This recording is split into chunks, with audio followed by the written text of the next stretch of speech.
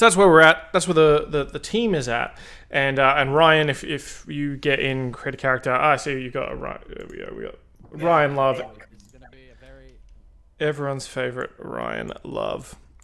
Do you have a character name in mind, Ryan? Couldn't care less. Cool. Didn't. Carlos.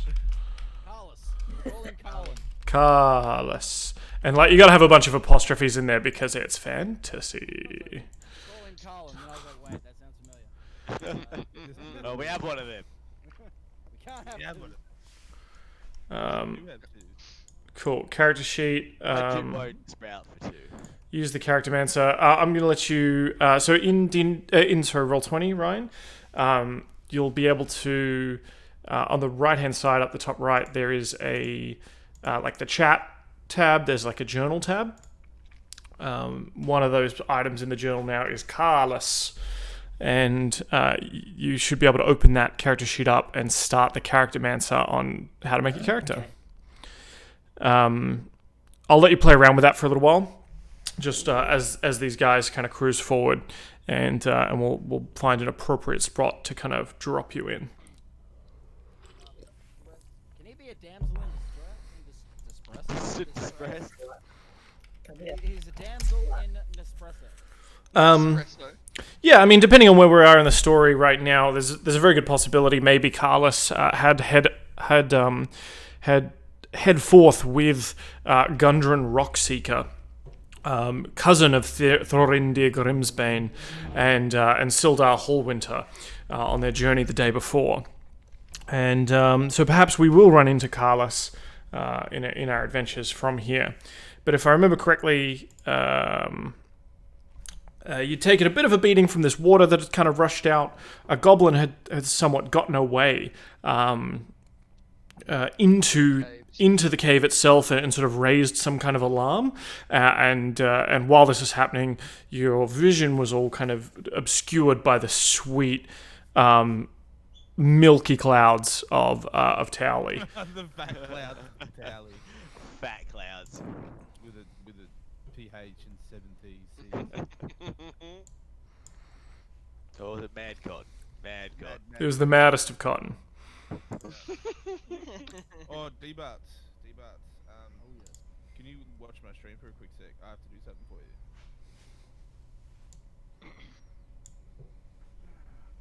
Tell me when you're starting to watch. Humble plug right there. Oh no, this is for you, baby. Oh, Alright, you in? I am in. Oh dear D-Buts. lord. This is to celebrate D-Barts doing Dry July. And, I do know that tomorrow is the day it ends, but he did start 3 days early, so this is a double jack, mini can, a solid fucking The best. 2 standards. The for best. A very Goose, goose. 250 mils is for you, D-Barts. Or I am Dylan James. Oh, I love you. And this amazing description of DMing is brought to you by Wild Turkey, the wildest of turkeys. Cool, baby. Wild one. So we did have an initiative going. I believe Rakan, you were sort of the fastest on the draw, despite being obviously pushed furthest away by this wave. What are you doing? I think it was me. No, I was the fastest. Oh no, yeah, no, we do have Paulie the Parrot here. You're absolutely right. I believe. He's 19. Yeah, He is indeed. He's ahead of me. he is legal. Let's go, Paulie. Well, You doing, I am in a lot of pain. Strife. Still. You are in, mate. Strife. Quite a lot of pain. I may actually, even though I said all that, I may just leave it to someone else to bravely adventure in, and I'll follow behind them. So I think away. what I will do is I'll just move up a little bit, just to here, and see where we go from there. Yep. Excellent. Okay. This goblin doesn't need an initiative order because he did. Oh, he did. He Dead. did. So you hear from the. Does any of your characters speak Goblin? No. No. No. I think we had this discussion last time and turned out nobody had it. Okay. The foreign dare Grimsban does not lower himself to speak the tongue of goblin. But he does speak the mighty dwarvish language plus the common tongue and also dabbles in the language of giants. Dwarf isn't the most glorious of languages, dwarf. Well, I speak your common tongue. So you two hear that that commoner's muck or lower debasement language of goblin. It sounds like two goblins kind of talking back and forth Against each other. within the cave. One sort of in maybe a questioning tone, and the other cautiously answering. Rekan. I am going to move up ahead to, I believe here is the furthest I can go. Probably. Yes, that was 30. 1, 2, 3, 4, 5, 6. I'm going to move up to here and wait for the other idiots. Says the guy who's like slices a sword at water. So as you sort of poke your head in the cave mouth, Rakan, you what do we got here? You can kind of see on the east side of the stream flowing from the cave mouth. You can see sort of into the cave itself somewhat. It branches off and continues ahead. So immediately to your right, you see sort of a small chamber with what appear to be maybe roughly hewn steps or just a bit of a rise heading to your east. From there, you hear the barking of hounds. Further in, you can see you just catch sort of a goblin figure duck out of sight, and to the, sort of further ahead in to the west, you see another small opening, and sort of up here you see what appears to be a wooden bridge, but that's not much else you can make out in the gloom there. So should the like the black clouds be off the map on our view? Are they not? Okay. No, I don't. I've still got heaps black. Oh yeah, yes. Depending on where you're staying. Yeah. Okay, yeah. So because you're outside the map and you're not even line of sight into the tunnel, you could probably not see much. You might be able to see just a sliver actually. If you can see just here, you can kind of make out a shape in there. Yeah, I see. Yeah. If you're watching the stream though, over at Sheriff Dan, you will see a lot more as well.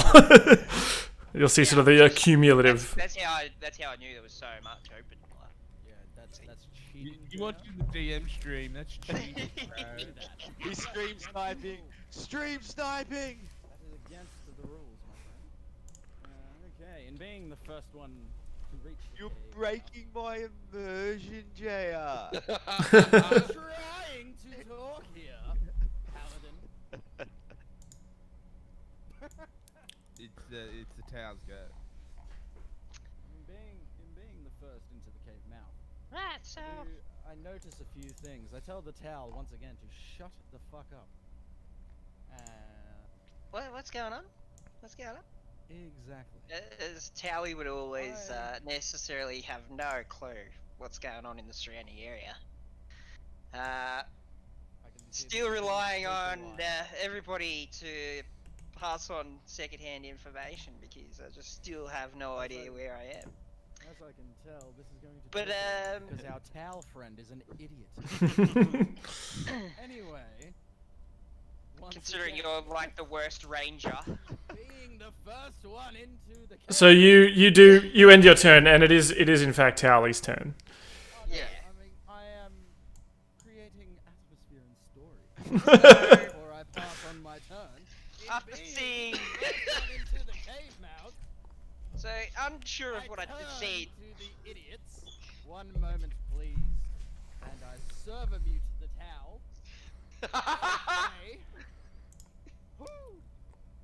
I say to the towel, "You're up next, buddy." Give him a pat on the back and fuck him off downstream. Alright, we're good. He's unmuted. All right. Show him how it's done, Tally. What's going on? He wasn't done with his turn. That's all. Oh, So okay. Finishing my turn. he was finishing his turn, so he just was like, alright, shush for a second. Just for a second. Now I'm done. He started talking about me. I was like, what? Yeah. Yeah, I said, shut up while I finish my turn. And he just kept talking over me. So I was You like, did. "Fuck this." Yeah, I totally forgot what I was going to say. As a typical tower would do in this particular fashion. Because I was quite stunned at what I just saw. Some idiot trying to reflect water with a sword, cut through it. I thought I was actually seeing things, but turns out it was actually in real life. So, after seeing such stupidity, I turn to everybody and I say, "Did anybody see that? Is everybody okay?" We all saw the water, Dowley. We all saw the water. We're all very, very proud of you, Tally. Welcome to the group. It's about time. Even though he's basically just saved everybody from goblins and now everybody's Black dripping clouds. wet, I decide that I'm gonna try and help everybody as much as I possibly can and dry some people off. Except for Red Khan, who inadvertently already tried to send me downstream. Yes, I tried to send you into the cave where you were meant to be going. It's dangerous in there. So you kind of just decided to throw me in, like I was some pretty towel. Sacrificial Pretty lamb. You were deciding to throw the Damn towel in. clock. I mean, did Tally stay dry? I believe he did. Yeah. I don't get wet unless I really want to.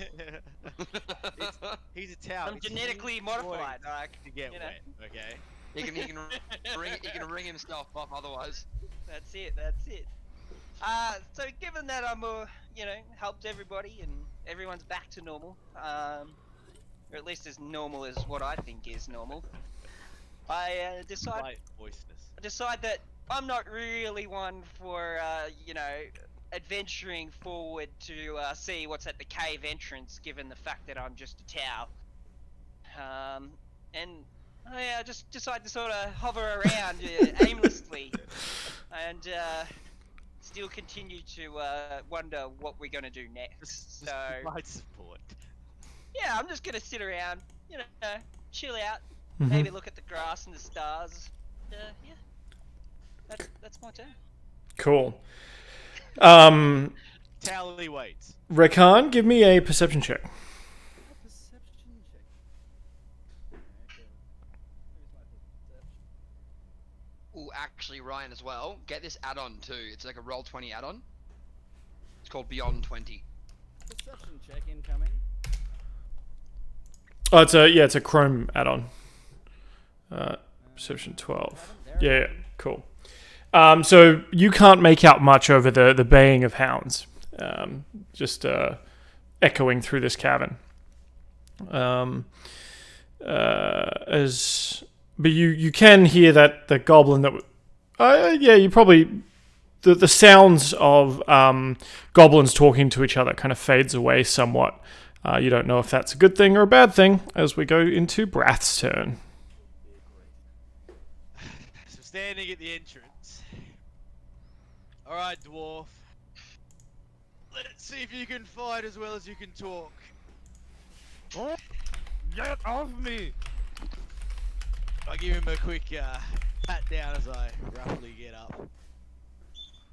I'm charging. We're gonna go straight in, and we're gonna go to the right, just up the steps a little bit. 5, 10, 15, 20, 25. So we're gonna move up to there.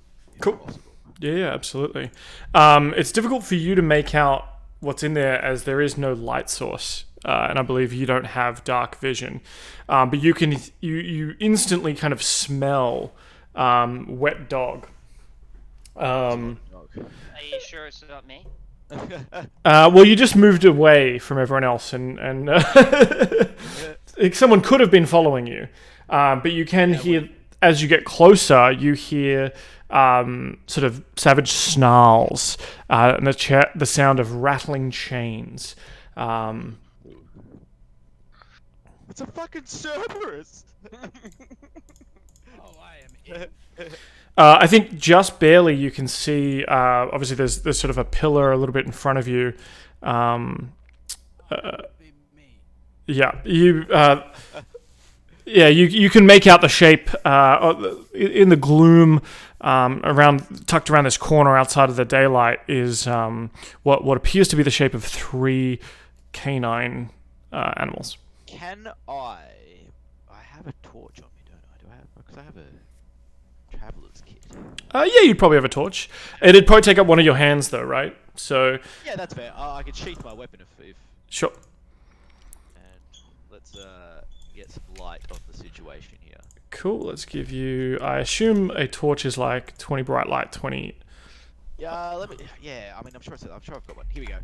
Did it? Box torch. Does it say? That's right. I've given 20 you. foot radius dim light. Yeah, 20 foot radius dim light. Yeah. Oh, okay. So I gave you 20 bright. That's fine.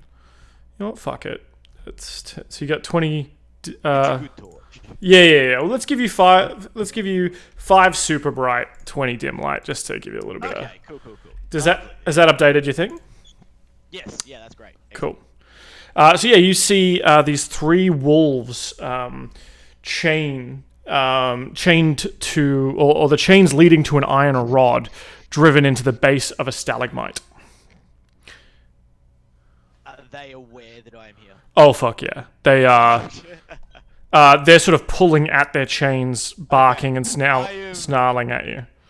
Okay, I'm just going to wave my hand behind me, as in like, just trying to get everyone's attention, just like, back the fuck off, without yelling or saying. What's going on? Shut the fuck up! Shut the fuck up! Shh! What's that, Bob? Shut up!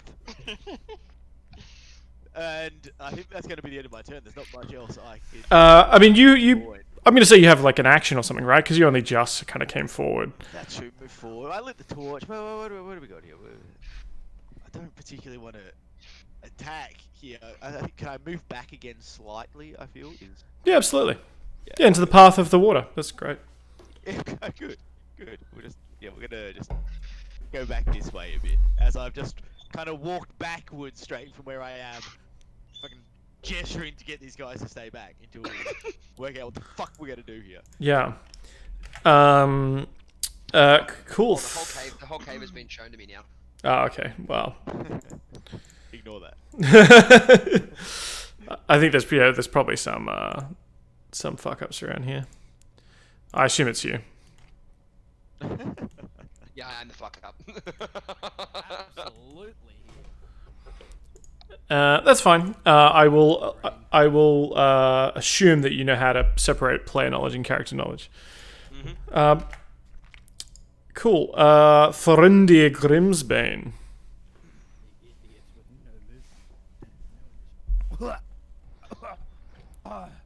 My Moradin's beard, I tell you. Tally gets here to dry my beard for me. But I say, what is that damn paladin doing wandering off into a cave? He can't see in the dark. As I wander up behind him, and I can see up to 60 feet in the dark, and I... Still gesturing, just fucking... I'm sneaking in here. This is my inner monologue. Get out of my head. As I put my hand on the paladin and whisper to him, quiet. There are many wolves in the cave. Right here. As I stand behind him, and then I whisper to the ranger, either tell the bird in the town to fall back and get help, or come rear up the rear. And I then will cast a bardic inspiration as a bonus action onto the paladin Bran. Is it Bran? What's your name? Brath. Can you change your name down the bottom from Gum Gamble to your character name? If I have to, yeah, I guess. Yeah, Makes life good. a lot easier. It makes life Yeah. so much easier. How do I do that? Oop, wait. It's just a little hole Fuck. up in the top. Now I just got rid of myself. Oh god! Um, Oh no! as I as I whisper to the paladin, though your gods may not be Muradin and I don't know their favor, may your paladin powers protect us as you bring up the mighty front of this companionship. you can see obviously a lot better in this cave, Thorindir, with your superior dwarven eyes. Give me a perception check. Yep, certainly. Well, yes, I can, kid. Oh, here we go. Perception. There we go, that's better. Well, that's good. You see, peering up on top of this bridge, you spy a goblin. Hard to tell if it's the same goblin as before. Not saying all goblins look alike. Don't cancel. But it is up there, and it has a bow readied.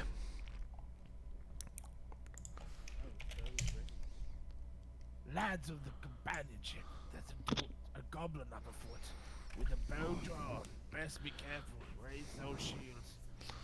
And Have a shield. he sees you as well. He sees me. Yeah. As you He sees him.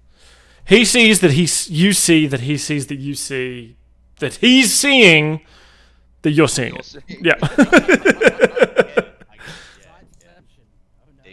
Deep.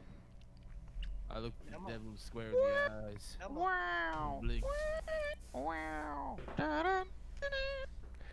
Can we get some cave sounds going on here? Oh yeah. Let's get some cave No, that's sounds. my bad. I shouldn't do it Like Nick Cave and the Bad Seeds, or No. Only the cutscenes of Nicolas Cage, like where he's excellent. Yeah. That's, Any scene where Nicolas Cage is underground in a cave. yeah. what face is he wearing? What face is he wearing? No, Is well, he wearing his John Travolta face? Yes, He's absolutely. getting loose. He's getting loose. Yeah, so. Is this not the This is perfect. This was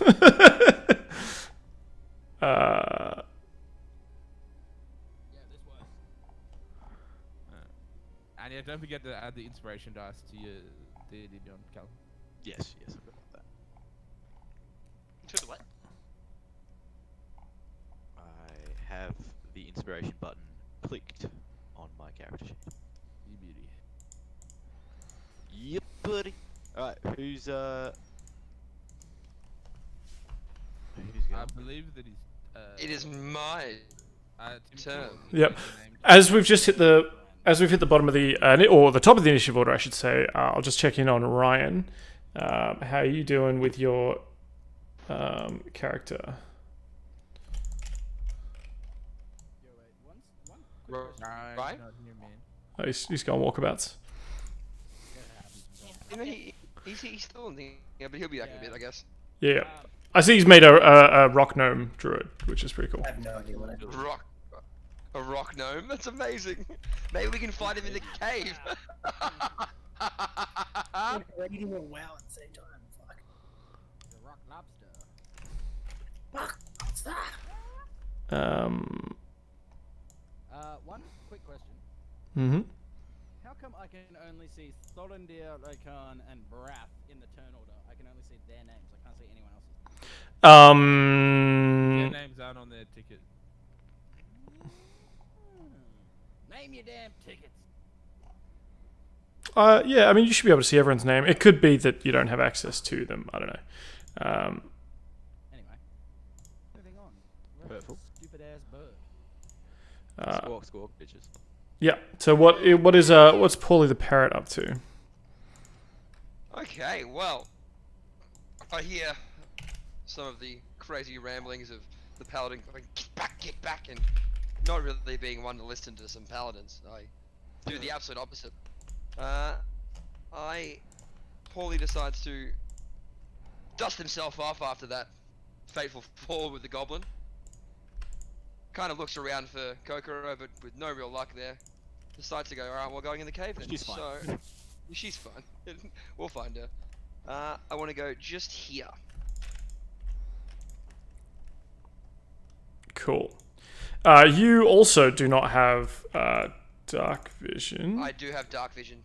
Do Do you? I not? No. I can see that. I can see the things in front of me. You can see a little bit in the dark. Oh, okay, but I don't have the whole amount. Yeah, fair enough. Yeah, I think. Should have been an owl person.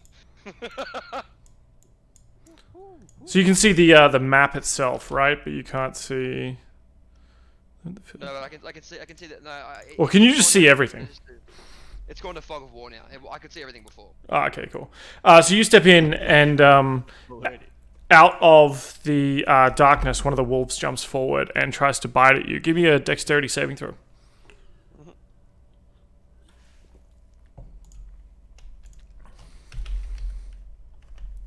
I rolled twice, but it's still good. 21. Oh yeah, so it bites at you, but you're able to kind of step back just in time as it kind of slams on its chain, and there's a bit of a yelp. Right. Well, I want to see if I can persuade the beautiful little pets in front of us, Doesn't and make buddies with them. Tally have animal empathy? What? I don't know, does he? We can figure that out on Towley's turn. We will, yes. Yeah, I do have animal. I'd be careful of what you're doing there, Bird. I think those dogs wouldn't mind some chicken. You can certainly give me an animal handling check though, if Paulie the parrot's trying to calm them down or something. I have no bonus for that. I just wanted to persuade them, but I guess I can animal handle them. Handle them good, Alright. Jimmy. Handle them Ooh, good. handling. Give me a handling. Ooh. No. Nope. So there's that moment. To the wing. Yeah, that's pretty bad. So Paulie is sort of like, "Hey little guy, hey little puppy." It's like, you're at the park, you've seen a dog, this massive, Get away from the dogs, Bird. and it just nips at you. You're gonna take 1 point of damage, as it doesn't seem to like that. Fair enough.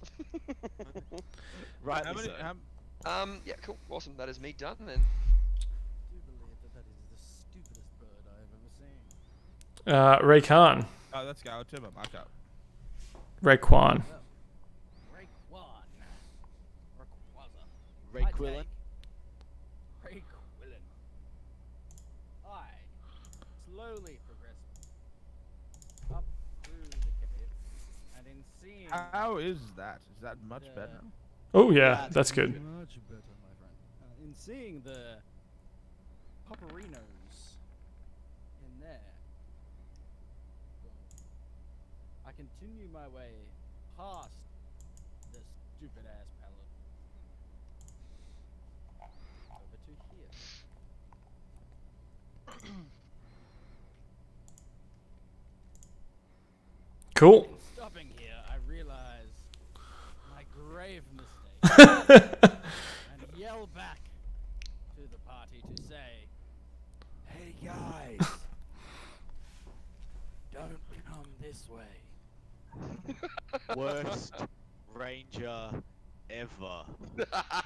Ever. I hear that retort and go, "You know what? Fuck it." And I ready my bow. Cool. I want to fire on this fucker over here. Mm-hmm. The Yeah. nearest idiot to me. Give me that shot. Luckily, obviously, with your dark vision, you can see him. There's one up the top on the bridge, and there's one that looks like the wounded one that's sort of making his way up the stairs there. I plan on attacking the one on the bridge because he is the most immediate threat to myself. Sure thing. So I'm going to go BAM! And there is my roll. 13 to hit will not, as the No, actually, very good thing to watch if you're interested how it sort of plays, because everyone here is very new and it's sort of the DM will explain things more, how to do things. So actually, really good if you're interested in learning how to play. if you're talking to your chat, I also heard you. That's fine. Thank you. I will tune in, possibly even to Sheriff Dan, so that I can hear the. I meant to unmute that. I was actually complimenting you because there was a new person. Oh, thank you. I got.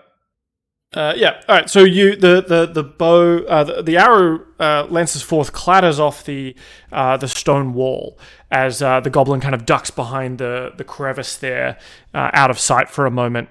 He pops out again and sticks his tongue out at you as he readies his bow. Hurtful. And I turn back to the group and say, "Oh shit, not again." The wolves are pulling at their chains. The chain is sort of spiked into the stalagmite, and the wolves are kind of pulling at it. Poorly, it's hard to make out in that gloom, but you can certainly hear the chains rattling somewhat as the wolves are going crazy. But they are still in place for now. You're just out of reach. Towley. So, yeah, so here we are, back to where we left off. Haven't fallen behind as per usual, and still no real actual clue as to what's going on. I decided to, venture forth just to follow, not to get lost, because that happens on a regular occasion where I'll just be out and about, and just all of a sudden I'm lost and I have no idea where I am, and it's not because of anything that I've taken or it's just because I'm just always getting lost and I just have no sense of direction. Yeah. So I decide I'm gonna scatter forward and I'm gonna try and catch up to the crowd and see exactly what's happening. So I'm gonna move forward. How do I draw that little map light so I can see how far I can walk? Yes, on the top left of the screen, there's sort of a select move, a draw thing, and then there's it's called snap. Yeah, a circle with a ruler. You can also pick up your token and right click, and it will and then you can keep right clicking to kind of set waypoints as you move as well. Oh, okay, yeah. So if I do this and go bloop, oh yeah, that's 10 foot, and then Bloop. oh yeah. You got to do the sound effects though, or else we won't know. Absolutely, yeah. So I'm gonna go bloop, and then I'm gonna bloop up to here, just sort of catching up to everybody and still realizing that there's actually something going on.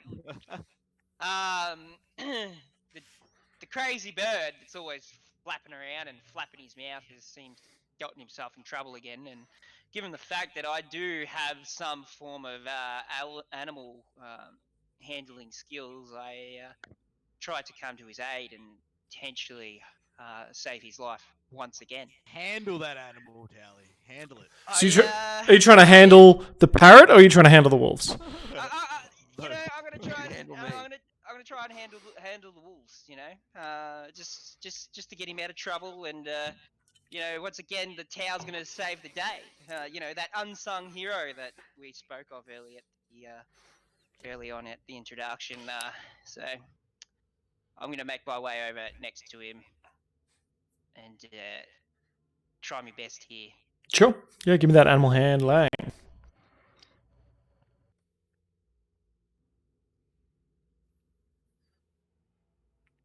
Oh.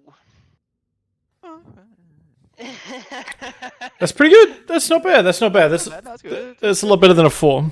Yeah. Yeah, that is a lot better than a 4. And you did it, and I'm proud of you. So you're able to come up. You've I assume Tally maybe has something in his pockets. Nobody keeps snacks on me. Yeah, I imagine so. Offers the wolves some of the mushrooms he picked earlier because he's unsure what they are. I know what they are. They've dried out nicely by now. And the wolves kind of sort of eye poorly warily, but come over and kind of act somewhat docile as you feed them. You sort of. Are you hungry? Yeah, you feed one, and then the two on the side get a little bit aggressive because they're feeling left out. Luckily, I've always got plenty of mushrooms. Excellent. So these dogs aren't trying to fight against their bonds at the moment, in so much to attack you, but maybe to lick your face. Ah, They got that garbage dog breath. luckily, I'm absorbent, so I can just take on all that slobber. Yeah. That's a good work, Tal. Good work. You just keep those puppies docile, and we'll have to go save the ranger. Leave me out of this.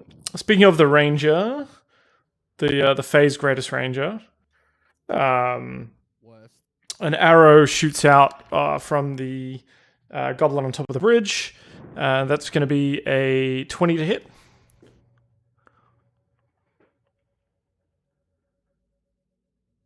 I'm going to assume a 20 hits. Was that full Sorry. straight? Onto That's what's your AC? T-Bats. I mean, I know it's 13. I just want to hear him say it. Yeah, it's We gotta hear say you get hit, bitch. Yeah, right. I got hit. All right, 5 piercing damage as an arrow thunks into your leg. It better not have hit me in the knee. I've got one good one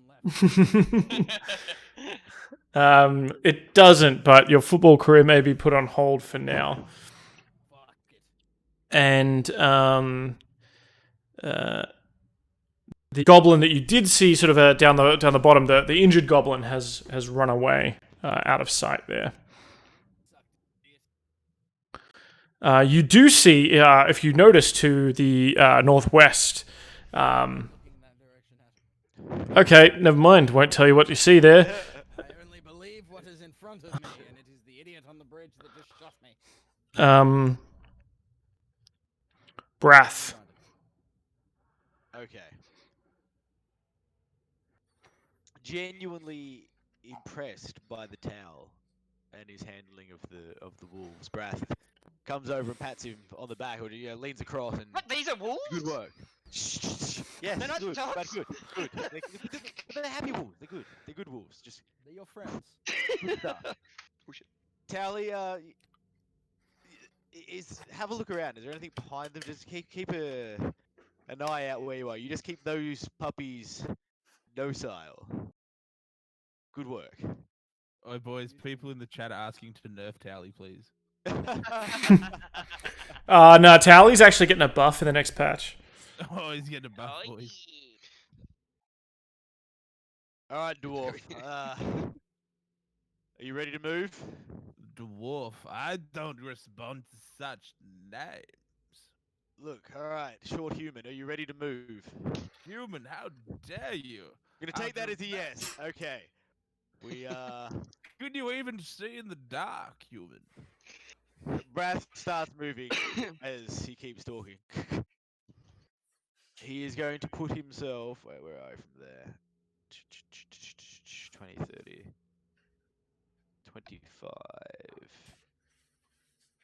I can. Ooh, that's a lot of.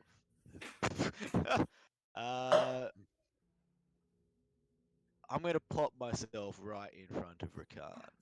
Cool. You make your way into this sort of main passage of the cave mouth, and it climbs steadily upwards.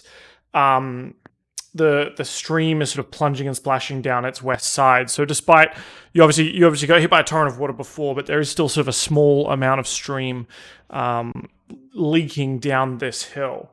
Yep. You also see that there's in the side passage you've climbed into. There is sort of a rough escarpment heading up. So sort of a steep passageway with a couple of levels there. You can kind of just make out at the top of that is... well, maybe you can't actually, because... I can see two goblins like in a straight line in front of me. Yes, you can just make out sort of the head of a goblin peeking over. Maybe the heads of a couple more there, yeah. Yeah.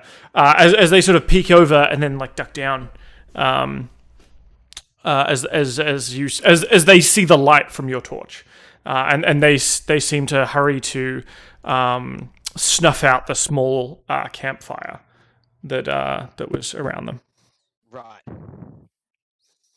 Okay, Ranger. That's too many. We have to move back. We hide around the corner, and we'll see if we can get him to move this way. Anything else from Brath? Brath is going to stay there for the moment. Yep. Ricard can move. Can I just ready my shield? He's ready to go just in case. He sees the bow and. Yep. So actually, if you haven't done an action yet, this is another amazing learning piece. You can actually take the defend action. So that makes any attacks against you have disadvantage. So your entire action is to essentially dodge. So until the start of your next turn, any attack roll made against you has disadvantage if you can see the attacker, and you make dexterity saving throws with advantage. Excellent. So if you had to jump out of the way or something, you're kind of readying up for that moment. Excellent. Perfect. Cool. Threndir. Tally, how much of a control do you have on those animals? What? Oh, these dogs? Yeah, and they're your puppies now. Do you have control over them? Do they sit and bark and fetch at your will? They really are. They're just dogs, man. Okay, so I will cast my magic hand and see if I can unchain these doggies. Cool. So is that mage hand, is it? Yeah, it's mage hand. Sorry, not magic hand. Cool. All right. So you cast mage hand, and you're sort of trying to lift the stake out of the ground, are you? That's Yeah. Cool. Give me. Actually, I think you probably ought to do that. Mage hand usually can't lift very much, but you're able to sort of find the right angle and pull this up. The dogs sort of leap forward, not realizing that they have freedom to get all over Towley, and they're sort of licking Towley and Paulie. One of them kind of nips Paulie again. Likes the taste of chicken, I believe. I told you he liked chicken. One of them actually starts sniffing around at sort of the back of that room, where it looks like there's a bunch of just like rubbish and compost almost. That's sort of in the back of the room there. Dog shit, we get it. Yeah, dog shit, bones, I need to sugarcoat it for it. Okay, Tally. scat. Usually I'd be one for action because I'm still spent on the last encounter, and our damn paladin and ranger could not see very well in the dark. I must reverse. Extraordinarily well in the dark. Yes, but you're so significantly retarded, so I have to go and help you. So I'll That take is the front. You bring up the rear, Tally. Get your dogs in line and help bring us our plunder. And then I move up behind the Brath. Of course, he gets behind us, the stupid dwarf. The stupid dwarf who's leading and saving this party and who saved you from those previous goblins. Can I point out that I actually can't see anything anymore? Yeah, I think because the I'm back. The dwarf might have been blocking your view. I whisper to the ear of the paladin. Be careful. 25 feet ahead, there is a goblin lurking in the dark. Very good. Thank you for the tip there, dwarf. You think you could? You think you could scramble up this area, but it would be difficult terrain, which in game terms means, or it is a game term that means it'll be double movement to move up there. So to use up double your movement speed, unless you had a clever way of getting up there, of course. As we get to the top of the round and we go to Paulie the Parrot. Okay. And then we're going to have Carlos's turn. Perfect. Hey, he's here. We're good. What's it doing? I think I'm going to keep moving up forward through where I am past the dogs, because usually guard dogs means they've got good treasure hidden behind that little point. So Paulie's gonna walk down over just to here. Mm-hmm. Actually, a bit further, just there. Yeah, so you're sort of at the back of this kennel-esque kind of area, and you notice that there's as you get to the back of there's a narrow opening in the east wall leading to a natural chimney that is very slick with grime and essentially it looks like a garbage chute. Or has been used as one, and that's where a lot of the dogs are kind of been feeding from. But it sort of goes it goes up into the gloom. You certainly can't see with your inferior size. Fly up through there? It's probably too narrow to fly, but you can certainly climb. Okay, Tally. I found a little chute up here. I reckon there's treasure up through this way. Do you want to come with me? Treasure? What sort of treasure are we talking about, bro? Well, treasure we can divide later. But right now, Snacks? I actually have this little map case you can roll into and then climb up with me. Can I put Tally in the little map case I grabbed at the very start? I'm really far away from you, and I have some dogs. That's true. I mean, he can come over there on his turn if that's what he would like to do. Okay. That's all right then. Okay, I'll climb up then. Cool. Give me an athletics check, a strength athletics check. Athletics. Fuck me. You really are terrible. My rolls are horrid. You're just not good at this game. No, yeah, I know. So you try and climb up. You sort of hands either side, trying to like shimmy your way up, and just through the slime. Your feathered hands just slop down, and and the dog kind of sniffs you with its head cocked to the side, like wondering what the fuck you're doing, and then it starts licking your fingers. Perfect. Disgusting. All right, Carless. I'm not sure if you can see what your character can see in this room. You are standing next to your buddy Sildar, who has seemingly had the snot beaten out of him. Yeah, I mean, that's probably going to happen to Rakan soon as well. And you're up on this 10-foot high escarpment. You can see up there with you is one of the goblins who's been sort of calling the shots somewhat to the group in this area. They beat the shit out of you sort of early yesterday morning, killed your horses, and dragged you in here with your friend Gundren. And in this room, it looks like on guard are 5 other goblins as well. You were able to... they took Sildar's weapons off him, but you were able to sort of hold onto a small blackjack that you kept hidden about your person. What do you do at this moment as you see that the goblins come alert and start making noises to the effect that they can hear something down from the in another part of the cave? That's you, Ryan. Oh yeah, Ryan, if you're tabbed in. I have no idea what's going on. I've literally just been trying to. Cool. Well, so can you see? No clue. That's fine. No, that's fine. So I'm sort of just at the moment. I'm not going to go into like a lot of game terms and things like that. It's more just like you are in a room with a bunch of goblins. You are here on the map, if you can see that. Yeah, the little thing I'm pinging. So that's you, Carless. In fact, actually, you should also have night vision. So I believe you can see in this room. How's that? Fuck me, there's heaps of people around me. Yeah, so these are all the goblins that beat the shit out of you and your friend.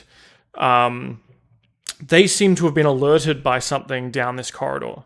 You do have your blackjack on you, but of course you are a druid by trade and have some mastery over the nature spells. I see you've picked Entangle, Speak with Animals, Charm Person, etc. So you have a couple of options here. Obviously, you can do nothing. You could try and sneak around. You could maybe try and talk your way out here, create a distraction. The world is your mollusk in that you have infinite possibilities on what you want to do. Can I make some good berries and bribe my way out? Absolutely. I don't even know what they are, but I've got good berries. So I'll just click Like good. a charm person. Can I be like better friends with? Yeah, so Charm Person is a first level spell. You attempt to charm someone, it lasts for an hour. At the end, they're pretty sure that you used magic on them to charm them. So but that's a future Ryan's problem. Right now, you do see this guy here, this goblin sitting up top with you. He seems to be somewhat in charge out of this group of goblins.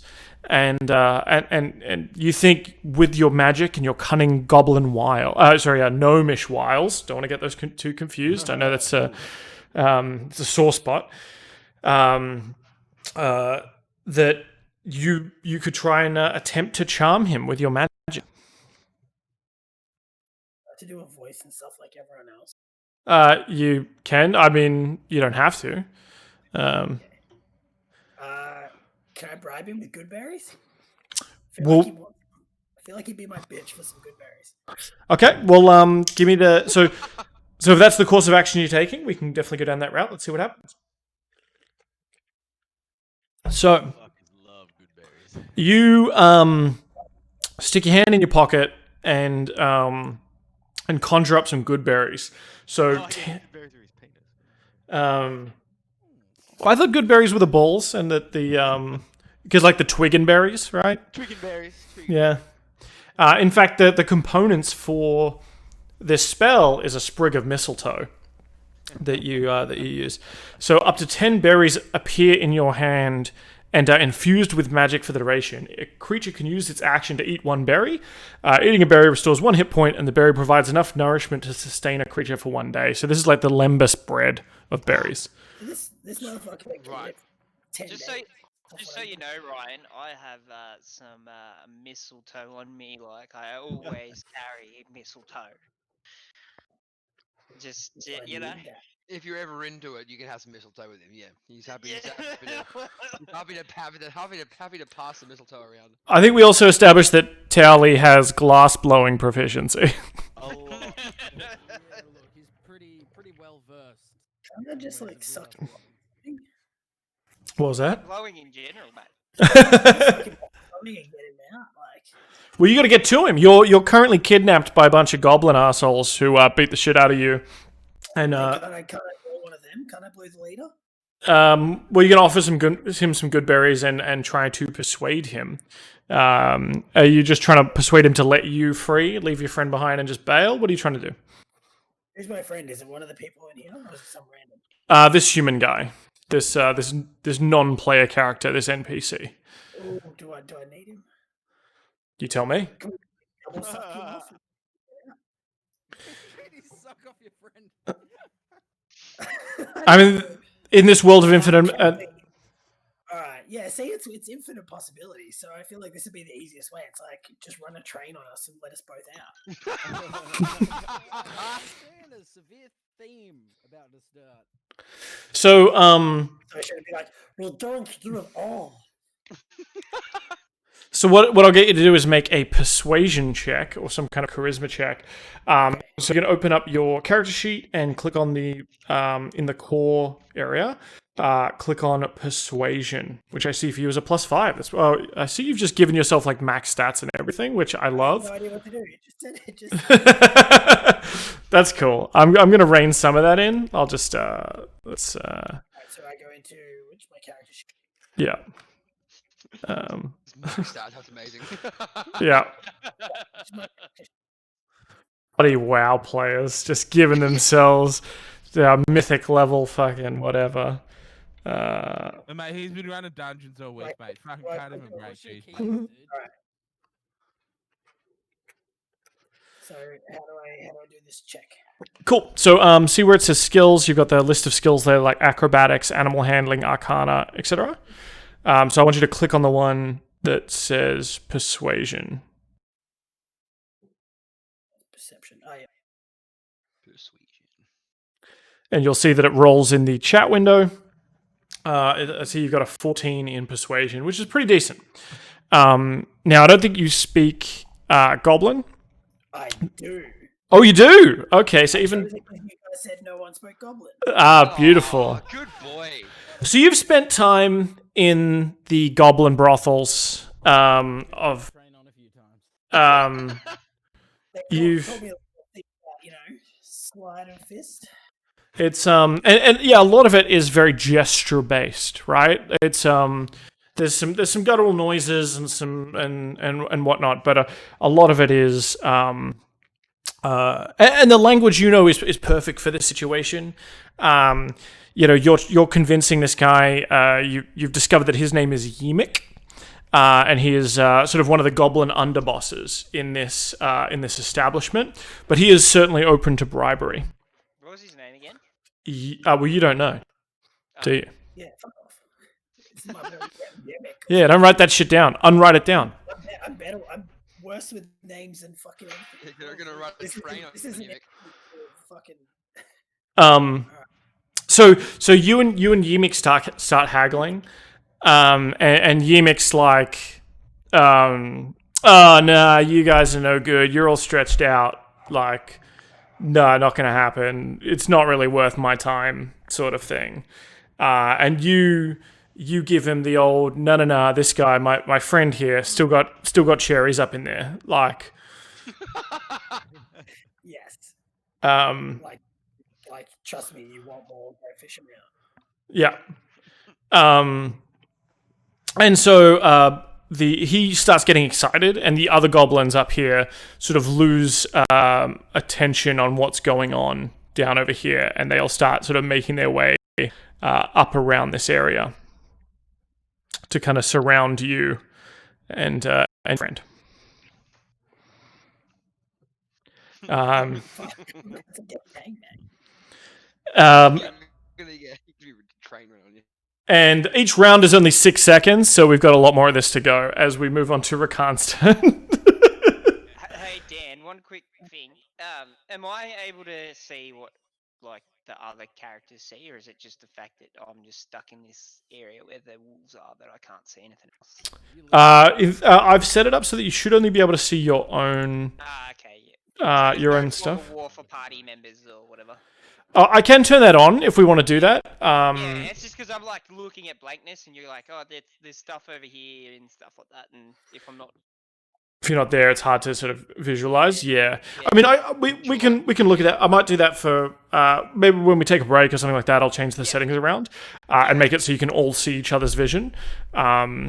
We can certainly do that. Yeah, if you think that'd be a little bit easier, and I'll just switch it back if we do a maze or something. Been able to see only what my character saw. But, Oh yeah. Well, great. Can't please anybody, can I? No, you can't. After my last turn, I'm happy to leave it as it is. That's fine. Teambo. I mean, I can even go a step further and limit your field of vision to like 90 degrees in front of you, so you have to turn your fucking token around to see behind you. Sheriff Dan. Yeah. Dan, I have I have a person in chat asking if the Roll20 sub is worth it. I pay for the Roll20 sub so that I can get the dynamic lighting. So this lighting we're talking about is only available in that sub. If you're the DM, you probably want it, but other people don't need it. So none of you guys have it, right? As the players. This is the guys asking is the DM for my other campaign. So Yeah. if the sub was worth it. I definitely think it is, but I also run 3 games at the moment, so I find it very useful for especially this kind of stuff and the kind of dungeons I run, where you can throw them into a maze. We're running like Keep on the Shadowfell and Pyramid of Shadows and stuff, where I put characters in different parts of the maze so they couldn't see where each other were, and they had to kind of describe stuff to each other. So it can make it a bit tense that way as well. Yeah, awesome. So yeah, don't forget to check out DM Daddy at www.twitch.tv/Sheriff Dan. Thanks for that, JR. Oh, thank you. Cool. All right. So we got as Carlos is negotiating with 6 goblins and 2 pieces of booty. We tastefully fade to black and see Raykan standing sort of underneath a dwarf butt as Thorindir kind of scrambles up this ledge here. I have a one. At the end of my last turn, I took 5 damage, so I've dropped my health down to 7. Mhm. How does Misty Step count as a full action, or can I attack after? Well, the amazing thing about D&D Beyond It Couldn't Be Easier is that it'll tell you what kind of action it is on the spell. So if you click the spell in the description, it should... Bonus. Correct. So you can do a bonus action to Misty Step, so you teleport. You can move as well, and you can still perform your action. So you could Misty Step up onto that bridge, or Misty Step right the fuck out of the cave and just let everyone else handle it. Nope. Fuck that. Mama didn't raise no bitch.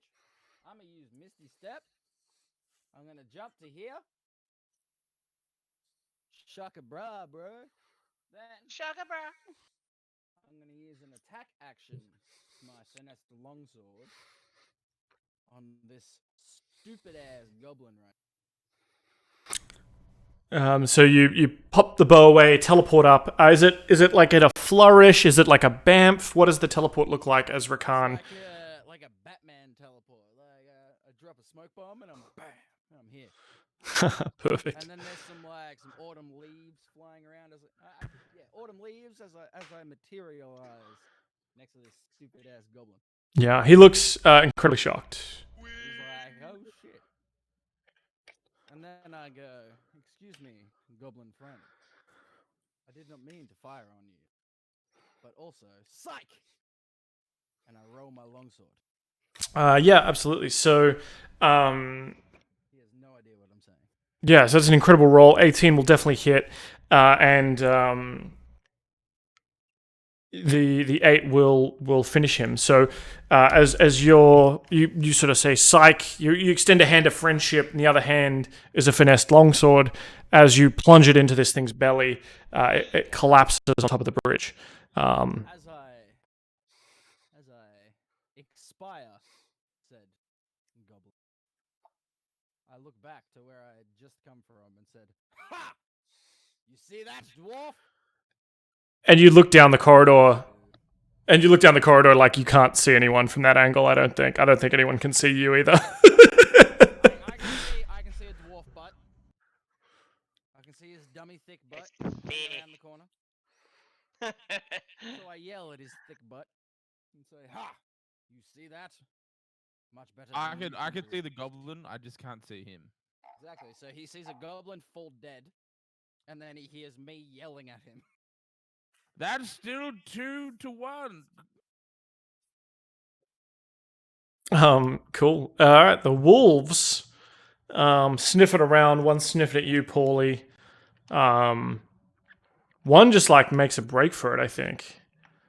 And it's just like sweet, sweet freedom. One's hopping up all on you though, Towley. Just like doing that dog thing, jumping up, trying to lick your face, just being super annoying. What are you doing? Ah, damn it. Why do I was a cat left with a shit job looking after all these animals? Stupid bird's been fucking trying to climb a hole. He's got no idea where he's going.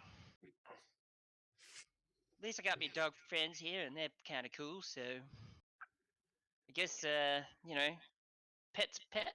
Keep me, see if I'm gonna actually try and see if I can capture him. See if he wants to be me companion. Is that something I can do? You could try. You're trying to. You've got one sort of nipping at your heels, jumping around, trying to get your attention, maybe trying to get you to throw some kind of ball. One seems to be sort of outside, sniffing around, tasting the sweet scent of freedom. Can I use my magic ability, magic stone? I can throw that stone. and then after I throw that, then I can cast a spell on him and just capture him. Like a Pokemon. You want to? So you, I'm trying to capture him like a Pokemon. are you throwing the stone at him? Because I've seen the Safari Zone, and the Safari Zone is just throwing stones at Pokemon. Like it seems like a pretty barbaric way to catch a Tauros. It is lore. Yeah, it is canonical. You only have finite spells, I remember. You did do a big dank cloud before. Oh, no, I didn't. Magic Stone, though, I think is a cantrip, which I think you can do unlimited cantrip? times. Okay, cool. I will say that, like, yeah, there's probably some kind of shimmer or magical glow about the stone, so you've kind of made like a glowing ball for this wolf, sure. Papo, please. Papo, yeah, for the papa. Yeah. Much dog, very well. Cool. Wait, So, All right, so give me another animal handling check. I'll give you advantage on this one because you've created a ball. You created a game. right, here we go. Oh, That's really fucking good. shoot it in. Hold on, Tally. I was just gonna say I've been listening to ambient D&D music for the stream. Literally, as like you went to throw that, the Halo soundtrack came on, and it's like, and I'm like, how did that come on for fucking like ambient D&D music, like heavy rock playing? I'm like, what the fuck? You meant to get that 21, dude. I swear to God. Yeah. So yeah, the first pupper that had kind of made a break for it, it had stopped just outside the dank cloud and kind of sniffed at it and done that cute little dog sneeze, where it kind of shakes its entire head, just. And then it sort of looks back into the cave, looks at you, and you've got this sort of glowing ball you're waving back and forth. Where do you throw the ball? Do you throw it out of the cave? Do you throw it further in the cave? What are you doing?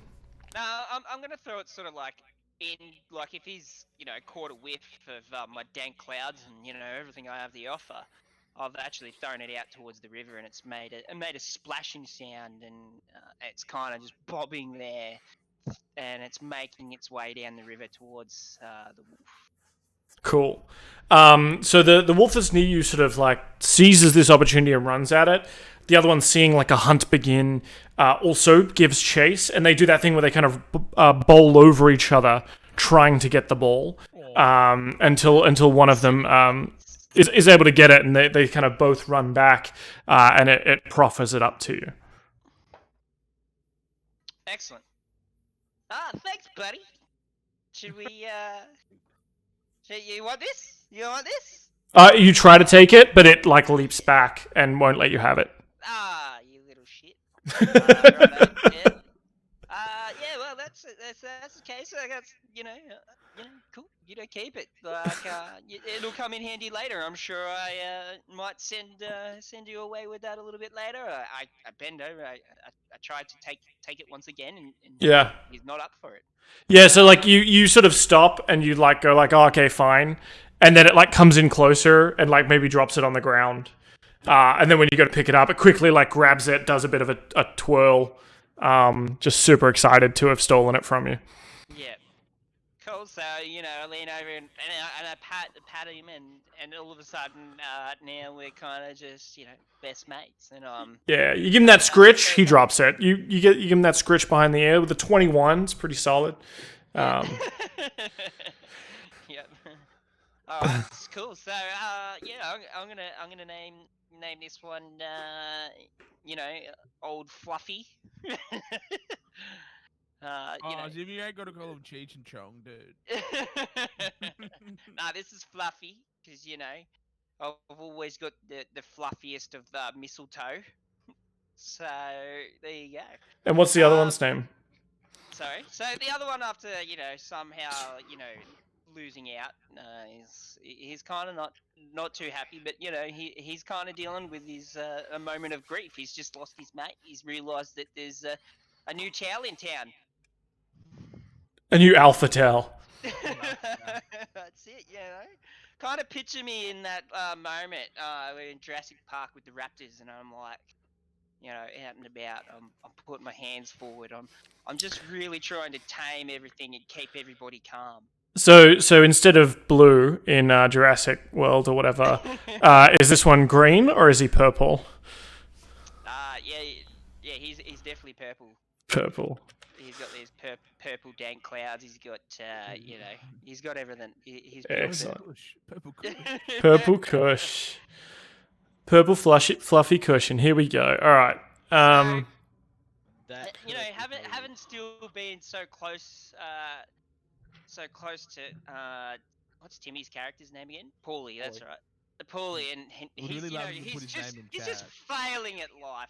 I feel like you know, maybe given that he's fallen in this like hole that had a lot of like a trash chute. I feel like maybe there could be something of value underneath that, and maybe I can try and help him. So I'm going to sort of dart over and come to his aid, and I'm more actually intrigued as to what it is that he's landed on, more than anything. Oh, yeah. So you're sort of digging through the trash here. I mean, there's a lot of empty, probably like a bunch of empty biltong packets, Cheetos dust, just just the rubbish food, like half a HSP that's just like gone bad, that even the dogs didn't want, and sort of leftover slop, essentially.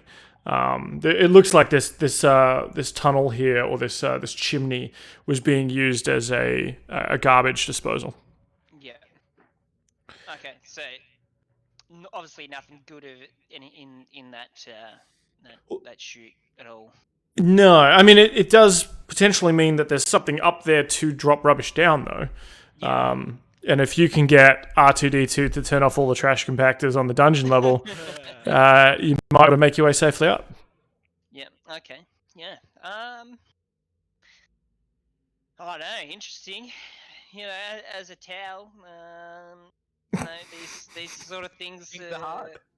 You know, they're difficult to get up. I know my limits. I think I might just try and, you know. And then I a look strong gust of breeze blew Tally up the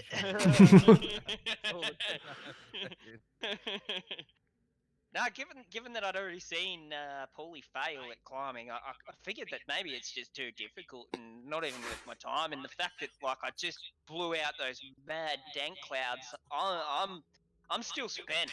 Like legit. I'm surprised I'm even functioning at all. So I'm just gonna try and, you know, see if there's anything I can do for Towie and Paulie, and if there is, you know, maybe help him out. Yeah, so you could do what we call the assist or give aid action. So you will grant him advantage on his turn if he decides to try again. Okay. Yeah. All right. Can we? Oh baby. Is Paulie feeling up to, you know, potentially having another crack at it with the having a hit the towel there to give him a bit of a boost? To dry his hands off so he can get that. Absolutely. Yeah. All right. Sick. All right. Can we try that? On his turn. We'll get there. Yep. Luckily, do I give him like a bonus? Do I? Is that what it is? Yeah, so he'll have advantage, so he'll get to roll twice and take the better result because you're sort of giving him a bit of a boost or drying his hands off so he can get a better grip kind of thing. Yeah. Okay, cool. Sounds good. Alrighty. It is the goblin's turn, which is amazing. So, Carlos, the goblins sort of make their way around you here. They begin to do the things that you have also promised, and they also deliver. Give me, if you can, give me an athletics check to see. So same again, go to character sheet, and Acrobatics? I mean acrobatics. It could be, yeah. You've got a better acrobatics score for sure. Bending you into a pretzel. Here we go. Oh, it's not good. You cramp up. It's and you. No. Tensed up. You can't tense up. Oh, thanks, Twit Games. Thank you very much. Not if you. Thank you very much. You're actually my first subscriber, so thank you for that. I will always remember you. This is real life. Fucking take them all on. You get that leg cramp, and like you try and push through it, but we all know you shouldn't push through it. You got to stretch that leg out, and you're here. You're trying to perform. You're trying to get it good, and you're just not as spry as you used to be. So you're going to take a little bit of damage here. You're going to take 2 health damage. I'm going to take that off your little green dial there. As the goblins kind of go to work on you and Sildar. Your mate Sildar is he was already quite beat up. He's definitely not ready for this. Unfortunately, because of your incredibly poor roll, none of the goblins are quite satisfied yet, but they are still intrigued. Raykan, you see a goblin duck out from around the corner here. He sees you. He sees you seeing him to seeing you. And he's going to fire his bow as well.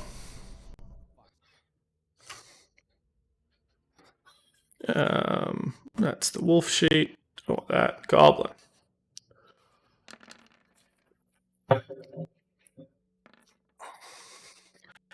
Um, 15 to hit.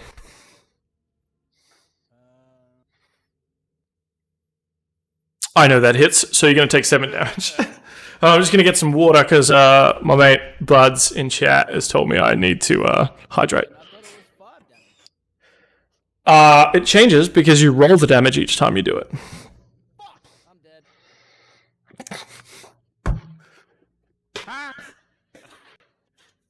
No, dwarf. My unsatisfactory sex skills kills Dylan. I'm fine with that. Dwarf, let's just leave. Let's go to Mexico. No. How dare you? Remember the mission. We have to get the glow sticks and these guys party paraphernalia. And if I'm not mistaken, I hear blowjobs going on. Oh, there's a lot more than blowjobs going on, dwarf. You're standing behind me. Got my first sub. He I wishes it say. was just a blowjob. A nice day, Paladin. I've been nothing but nice and friendly towards you. Why the hostility? Have you been beaten up by a dwarf before? I've been beaten off by a dwarf. What do you Okay. came back into the perfect part of that conversation. If he's had the comfort of five dwarf maidens, he must know the grip might be a little tight and they make you a little bloody. But I say, the grip and tugging don't stop till a man's a coming, I say. Have you ever had a limp wrist of an elf? I say.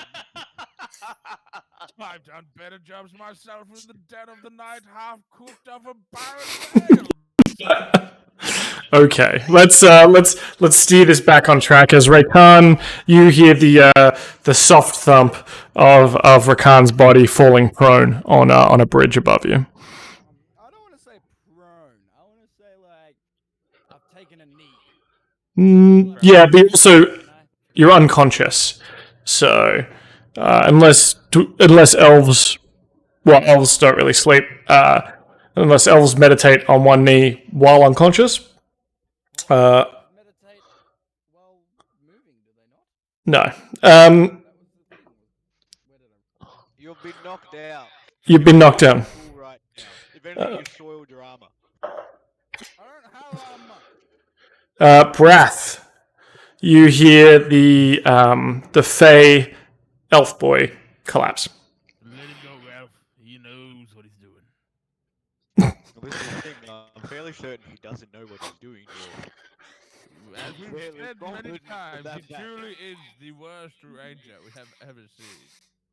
Okay, so how far in front of me are these inclines? So it's 15 feet. It's probably going to take you 30 feet to get to the top because of the inclines. I tell you what, I'll let you give me an athletics check to see if you can kind of vault up there, ignoring the difficult terrain. What do we got? Athletics? Yeah, athletics is a good one. That's alright. I just spent all this time creating an overlay, and Rakan's just going to go off and fucking die. 20. That's a critical hit on athletics. Hells yeah, you. Fucking matrix up that shit. I guess. Thanks. Thanks, buds. My old Han mate, NFG Han, man. Thank you very much for the sub. So yeah, put yourself at the top of that thing. You've still got another sort of, I'll give you another 15, 20 movement with that incredible athletics check.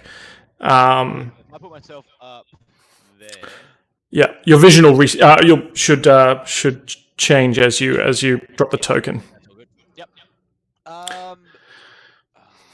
You see two goblins at sort of the base of this escarpment, as I sort of described before, and I'll describe again here. And I can see where they are and as they've moved around.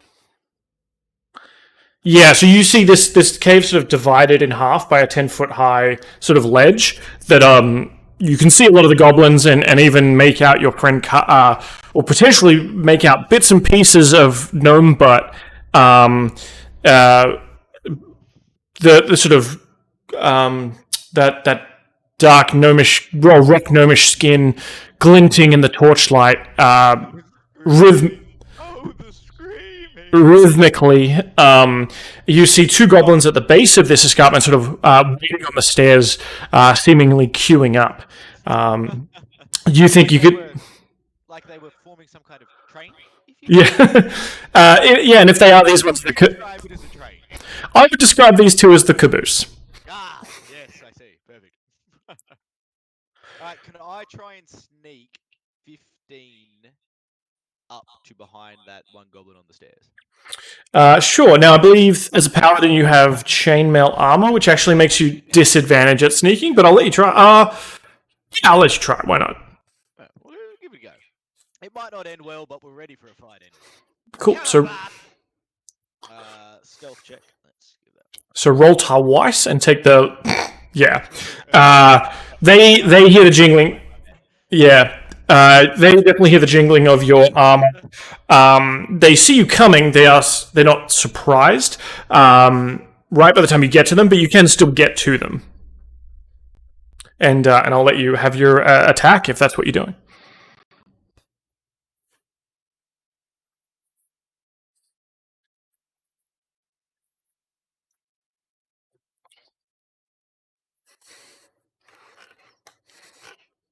I don't know who this guy is who just came running in the cave. I think you've probably seen them around. They seem to work for your friend Sildar and kind of his mate Gundren. I'll leave it up to you if you've met these guys before. Maybe you've just sort of seen them as the help, like as kind of roadies. So I'll leave it up to you whether you've sort of experienced, actually ordained yourself to speak with them, based on your relationship there. Cool, Breath. You giving me attacks here? What are we doing? Yes. I'm going to attack with the old longsword, methinks. Mm-hmm. Now I've got 1d8 plus 3 and then 1d4 plus 3. Why do I have two attack values there? Let's have a look. So that's in Roll20, is it, or? No, my Beyond. In D&D Beyond? Yeah, for sure. Let's pull it up and have a look. Yeah, the big stat is 1d8 plus 3, but then under that smaller, it has 1d10 plus 3. So a D8 and D10. So a D8, for a longsword, it's a versatile weapon, so you can either hold it in one hand for 1d8 and have a shield, for example. In this instance, I'd say you probably have a torch in one hand, longsword in the other, so you're using it one-handed. If you were to two-hand it, it goes up to a D10, so it has a higher damage ceiling. Yeah, great. No, that's all good. Well, we're just going to stick with the 1d8 plus 3 at the moment. Yep, so that you can still see. Yep, absolutely. Did that roll through? Oh, Absolutely indeed. So, 23 to hit. I feel like that does it. And yeah, 100%. And 9 slashing damage is certainly enough to kill a goblin. What does that look like? Look up behind him since he has turned around and kind of seen me coming. I've just gone left to right, straight through the stomach as he's kind of cut in half. He was looking forward, he saw something coming, he looked behind, saw something coming, and sword straight through the gut. That's it. The next thing he knows, his vision is turning sideways. Thorindir, you hear Brath getting up to all sorts of fun up ahead as there's squelching, there's screaming, and there's dying. Ha! Well, I see Ranger didn't know what he was doing, fighting goblins in the dark. But I guess I'll follow this paladin. This is definitely a steep slope. Might even have to take an extra gander to get up this one. Do you want me to have a roll for this? Yeah. Give me an athletics check as well to see how you get up there with your little dwarf. Little dwarf, I stand a mighty 4.5 foot tall. Critical hit, baby. The name is Thorindir Grimsbane, heir, successor, chap of the Grimsbane. Yes, you spring up there as well. You see Brath is sword deep in this boy with one of the other the goblins. It's almost like a record scratch as all the goblins kind of look down from this ledge at each of you. This one here, sort of on the stairs, will remove this guy.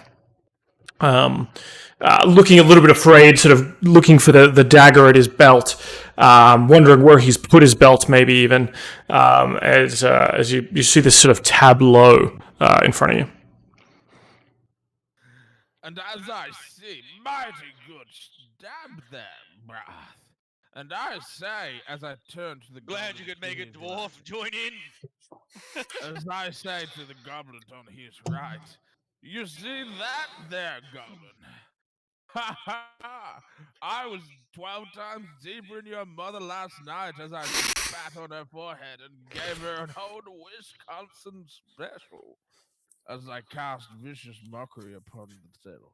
Thorindir Grimsbane of the what was that? The Wisconsin Grimsbanes. I gave her the old Wisconsin special, which was Grimsbane Specialty.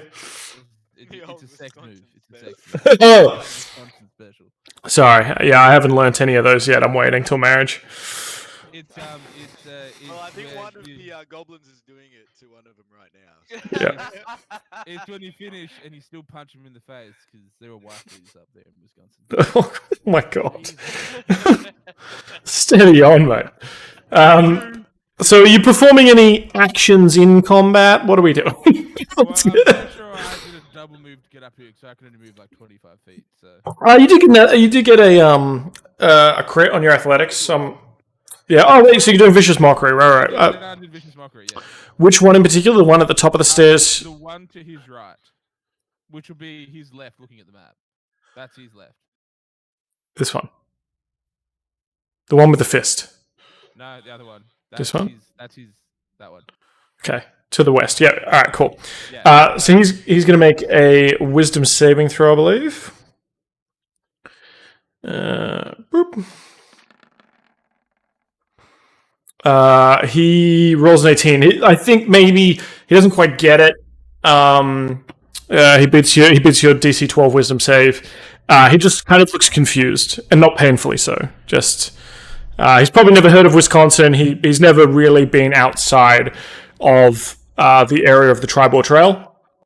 He's barely even been up to Neverwinter or Waterdeep. Only heard stories of it. Never heard of Wisconsin. Doesn't get the reference. Holy fuck! I'm sorry, that paladin. But, you still have that bonus action of that cast I gave you. Tough crowd. And protect me. Tough crowd. I'm carrying the party's gold. Paulie the Parrot, you sort of have your Tau friend. You have an unnamed wolf or puppy kind of licking at your talons and sniffing at your cloaca as you kind of eye off this chimney again. Call him Dylan because he's a little bitch. Well, see, wants to run up there. Let's give it another shot and climb up this chute. Cool, give me an athletics check with advantage. Unless you have another way of climbing up there that you want to try and use some other skill. Actually, I'd love to do acrobatics and just do like side jumps up the way. Yeah, sure, I'll give you that. do little side jump. Paulie. Yep, absolutely. Parkour. But when he yells it, it's more like a squawk. It's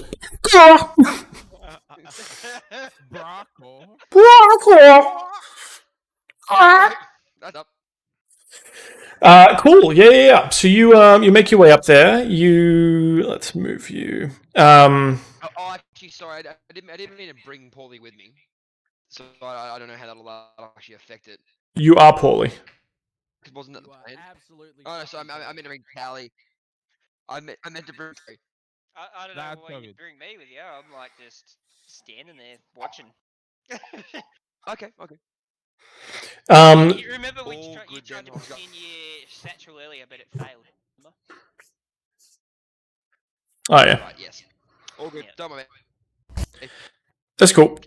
So you parkour your way up, and you sort of crouch at the opening, the slippery garbage chute opening. You're sort of hiding behind two stalagmites. As you see in this room, there is a couple of goblins, another wolf sitting around by a fire, and what appears to be a large, sort of 6.5 foot, 7 foot creature covered entirely in hair. I'm not sure how much Paulie has interacted with goblinoid creatures in the past, as he spent most of his time with giants. But this is very Sasquatch-like. It is Bigfoot-esque. This might kill me. He's rocking a giant club. He's sitting on sort of a pile of sacks and crates. It looks like a mixture of supplies in here. And he's sort of lounging around, occasionally like pulling dried meat out of the sacks and kind of throwing them up in the air, which the wolf is jumping up and catching. Every time he makes sort of a fast movement, one of the two, or the two goblins that are kind of sitting around the fire here, sort of flinch away. So you think there's probably like a not super great relationship going on in here. Right. It is Okay. Give me a stealth check.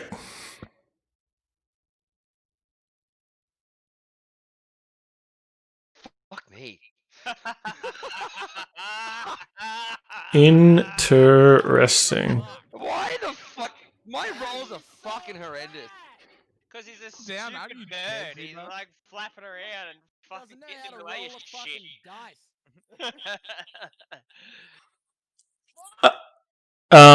Yeah, so you sort of are taking all this in. You're seeing the light. I believe you can see into that room, right? And I'll move you around a little bit so you have a sort of a slightly better angle. And in fact, you're probably inching a little bit closer there to get a better angle and see what's going on in here. When the big creature looks over and yells, or roars even, and says something that you probably think is to the effect of "One of the chickens has gotten out," and sort of points right at you, and the two goblins kind of look over in your direction. Can I slide back into the hole? Yeah, I'll give you that. Yeah. What did he have with him? Sorry, what were they? Oh, you cut out when it. I said, can I? Go. What'd you ask, Aya? The goblin dude. What did he have with him? You cut out. You said. A wolf, He was on supplies. He was on and he's sitting on a bunch of sacks and supplies. Ah, okay, yep. Yeah, I definitely try and dive back out of the hole. Yeah. You slide back down. It's sort of like James Sherry's Amazing. You just cruise down, land in the foam pit. Fucking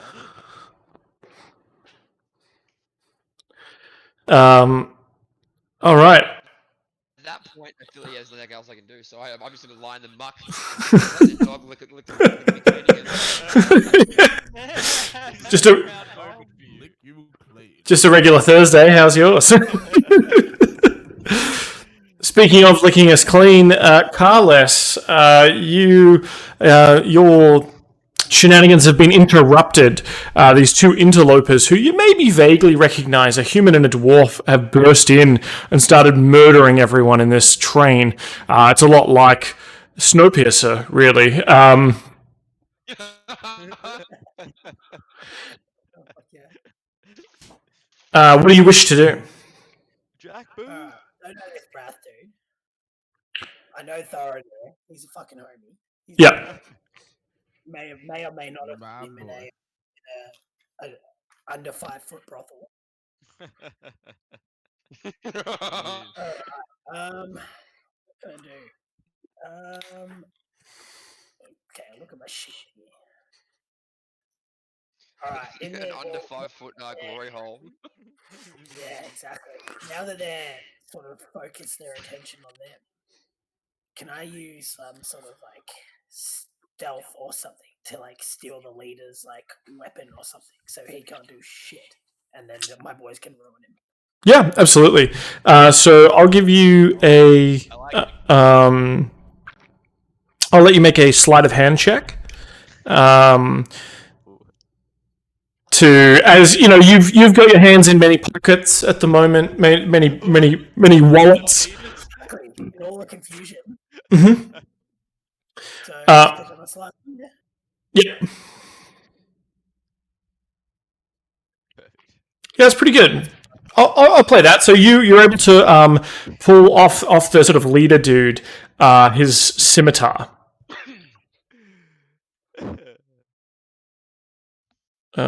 I think you're proficient. Yeah, you've got his sword. What sword, or are you just happy to see? No, actually, prematurely at full power. Actually, it's your sword. So I've added that to, in the center of your character sheet, you should be able to see attacks and spellcasting. I've now added a scimitar to that. So if you click that, you will do an attack if you'd like to attack someone. I'm kind of giving you an extra, usually you wouldn't be able to steal something and attack in the same turn, but in the Confusion. Is the leader more powerful than the other little dudes?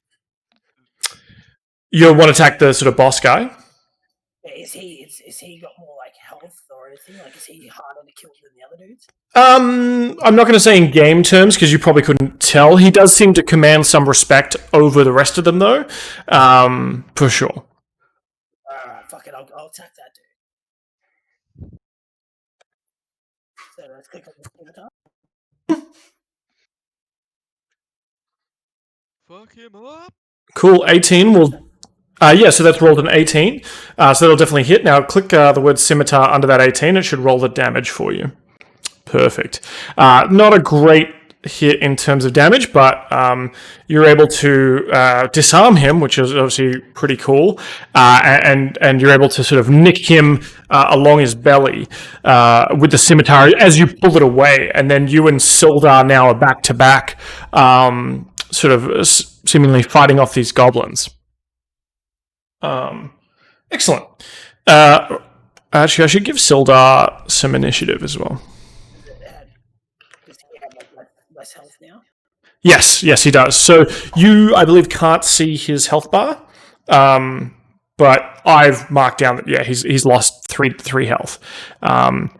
In D&D, usually you don't know, and like you don't really know how much health a creature has. I may tell you when they become bloodied, which is when they're like at half health, or I'll try and be slightly more descriptive and go like, yeah, he looks wounded. He definitely couldn't stand up to another one of those, like that kind of stuff.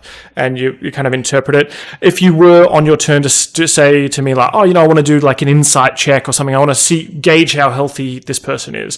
Or so you played the old text-based RPGs. You would con people. You would consider people. You might be able to like learn their strengths that way too. You just keep smashing them till they don't get back. Slash him with your sword. Is not the earnest in his story. Oh, very nice. Let's give Sildar here some initiative to see what he does. It's not great. He's also heavily wounded. Good on him.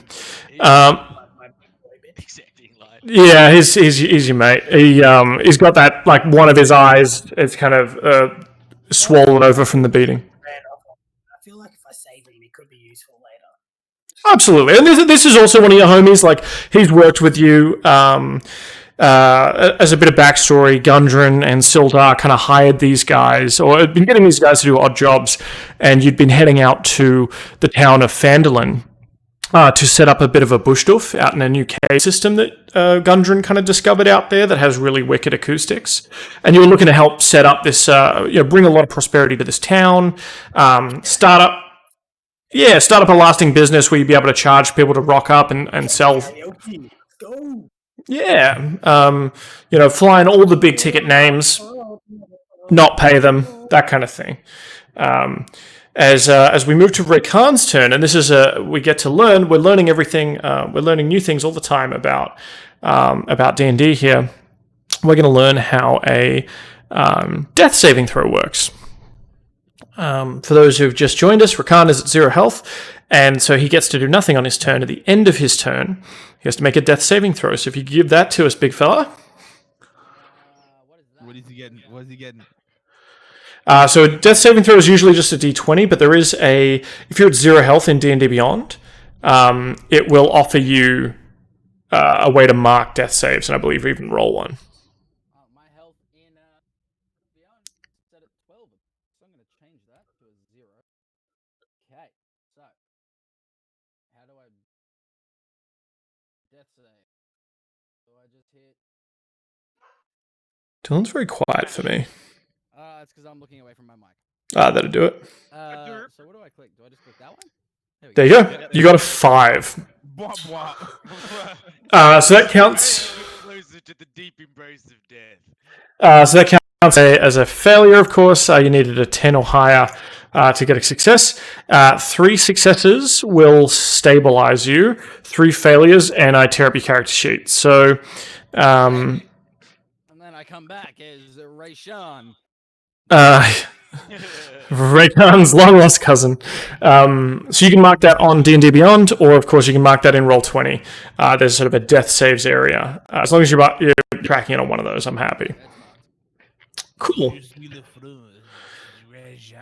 It is Fluffy's turn. Tally, did you give any sort of command to Fluffy, or like some kind of suggestion, or is he just kind of following at your heel at the moment? Tally was pretty cool. He was kind of like just hanging out where he was, just actually really stunned as to what he just happened to him, because the effects of the magic stone were still taking his effect. Even though he was quite joyful and playful, he needed a minute after all that. And a lot happened. He's still trying to get his bearings. It's almost like the effects of Tally himself are wearing onto him, and he's becoming somewhat of an airhead. He's not quite sure of his surroundings at all times.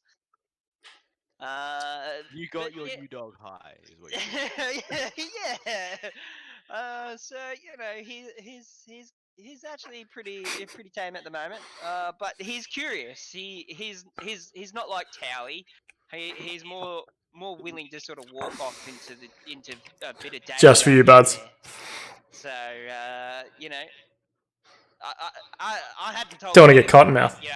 He's got his own mind. He could do anything he wants on the stage. Okay, so Fluffy kind of not running out of the cave now, but seems to sort of start sniffing around up, smelling the greatest hunter of all time, dangling, lying face down on this bridge, maybe one arm dangling over the edge as Fluffy goes and starts barking, looking up the further into this cave. Tally, it's your turn. Haven't heard what had just happened above us. That's pretty crazy, man. Like, that's a trip. I'm just not sure about going up there anymore without the rest of the other fellas. I'm not keen. Like, there's just something about, a massive ogre or whatever the hell he is with a club that just kind of just deters me away from, wanting to investigate that further, no matter how big the sack of supplies are. So, loves some big sack. Trust me, he loves a sack, but there's a club involved. I'm not willing to get bopped over the head and get dragged away to be used as a piece of meat. So, I hear the barking. and I'm just gonna kind of walk this way towards the sound. I'm intrigued. What's my distance as far as I can walk? 30. I would say 30, probably isn't it? 30. So I just did 25 then, so I'll just You go. can do another 5, unless if you want to use a bonus action, you can double distance. Is that correct, DM? No, so it's your full action to dash, which would double your movement speed. Rogues and things like that do get a cunning action, which lets them dash as a bonus action. So you could double move if you're not going to do anything else, for sure. But at the moment you get out here, you probably see from here. I think you can kind of see Rakan. Can. Yeah, face down on the bridge up ahead. Yeah. I'm, given that, I always seem to be the man of the moment and just come in and save the day. It's kind of it's even though I'm unaware of my surroundings or what's happened to him to start with, I'm just like I'm worried about him. I feel like maybe he's done something or taken something that maybe he shouldn't have. So He needed a buddy. You always need a buddy, you know. Yeah, I'm Someone needs to I'm hydrate. there. I've got some water on board. I'm ready to rehydrate. Are you saying he needs a towel, JR? Does he need a towel? And that's it. Like the one thing. Sound like I'm going to be waterboarded. I'll be back when I red roll. The one thing he did forget to do, and that was forget to bring a towel. Didn't bring a towel. I don't know. Is there any action? Must be a shit hitchhiker. Is there any action or anything like that that I could possibly do that would potentially, even though help I could, stabilize obviously Fluffy is aware of what's happening to Rakan, but I'm still unaware fully what's happening. So, is there anything I can do that maybe that might bring my attention to how I could help Rakan in any way? Well, so let's metagame for a second here. If you have like a spell that has ranged healing, like a healing word or something like that, you could potentially cast that to bring him up to health. It's more of a character decision on your part if you've noticed that he is in danger. Would Towley go, hey, my friend is unconscious, like he might swallow his own tongue, I'm going to go over there and administer some first aid? That could be an idea. But obviously he is up top on a bridge. I do have mending, but I believe that's only used for like repairing or like if something breaks. So, yeah, or if you get a fray, if you get some split ends. Yeah. On your tassels. The main thing is if I split it in half, that I could hopefully potentially Could use my Towley mending technically ability. use mend on himself? Would that be healing him? Because he technically is an object. I would let him like fix any kind of tears and stuff like that, but the game does assume that he is humanoid and is imbued with life force, and would certainly react to healing normally, because otherwise he would be immune to all healing if he was just an object. I'd be immune to like my healing ward and yeah, and that's just gonna be too hard to keep track of, I think. So I do the same thing with another character in my other game who's a living keg. He can drink lay on hands potions and stuff. What if he spilled? Exactly. But he's also taken damage or taken scars in his wood and then used mending to repair it for sure. So I think superficial damage you could definitely mend away on Towley. Yeah. All right. Or if you crack the glass in your glass bowing, you just sort of look around and be like, mending. Yeah. No one saw that. Man, I don't really have much on me. Let there's not much I can do. But what? So what I think I will do. I think I can move another 5 feet. Yep. So I'm just gonna move it another square forward, just so I'm a little bit closer to the action. I can see a little bit of what's going on.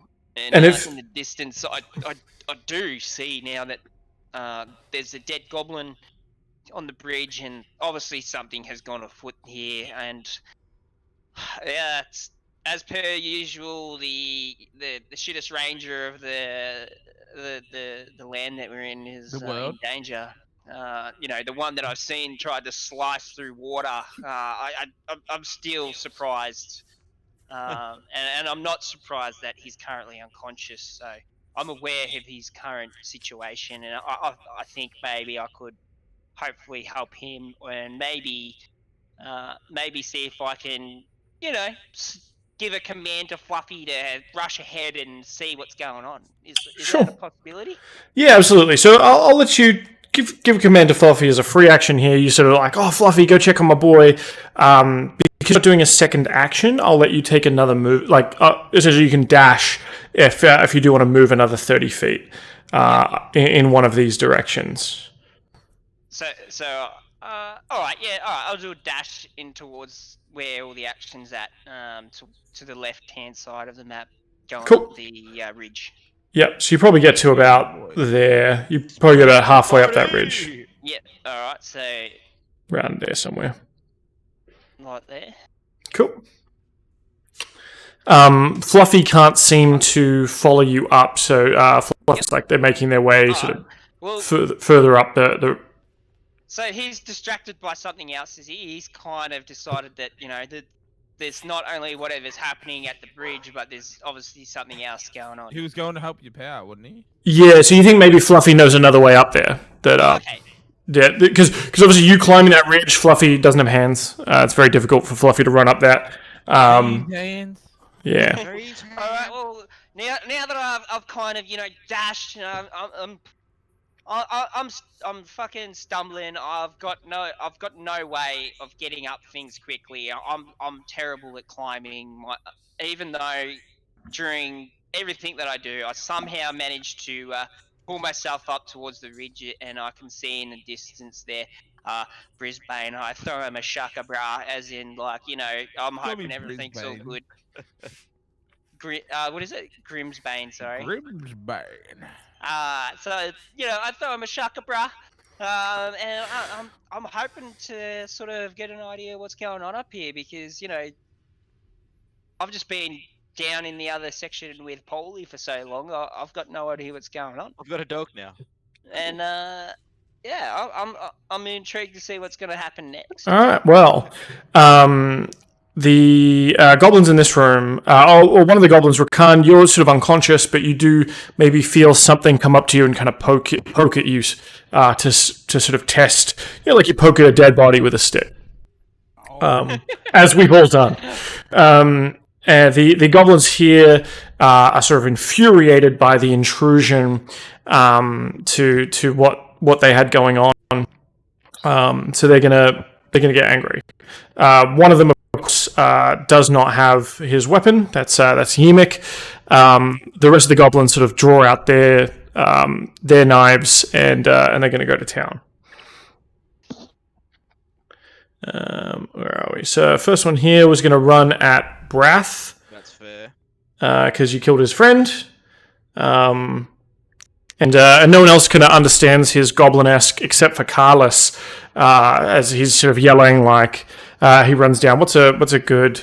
Well, because I've got Yeezy in chat here, he's like, "You killed Yeezy!" and runs down trying to stab. Oh, sorry, buds, I just made you into a goblin that died. Thank you very much for subscribing to the channel. I'm glad that you're able to experience that. 18 to hit on that one, Brath. 18. That matches my AC. Yep. Yeah. So you're going to take 7 slashing damage. Oof, vicious. Yemik has been disarmed by Carlos, so he's kind of standing there, like hands out, trying to maybe catch any kind of blades coming his way. So he's going to get a bit defensive. One of the goblins is going to kind of try and nip in and hit you. We'll say with a dagger here. Why don't they have daggers?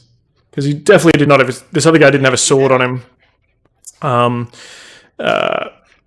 Because he was kind of a little bit biz-a, if you know what I mean. That's going to be a 13 to hit our dear friend Carlos. Now that usually I'd get you to check, Ryan, I'd get you to check armor class. I believe you would be wearing leather armor. 13 armor class? Potentially leather chaps as well. They got leather shit. Arseless? I think so. Well, now. I'm trying to remember what the 1, 2. Oh yeah. So it is 13. Cool. So he hits your armor class dead on. So we're going to roll damage here.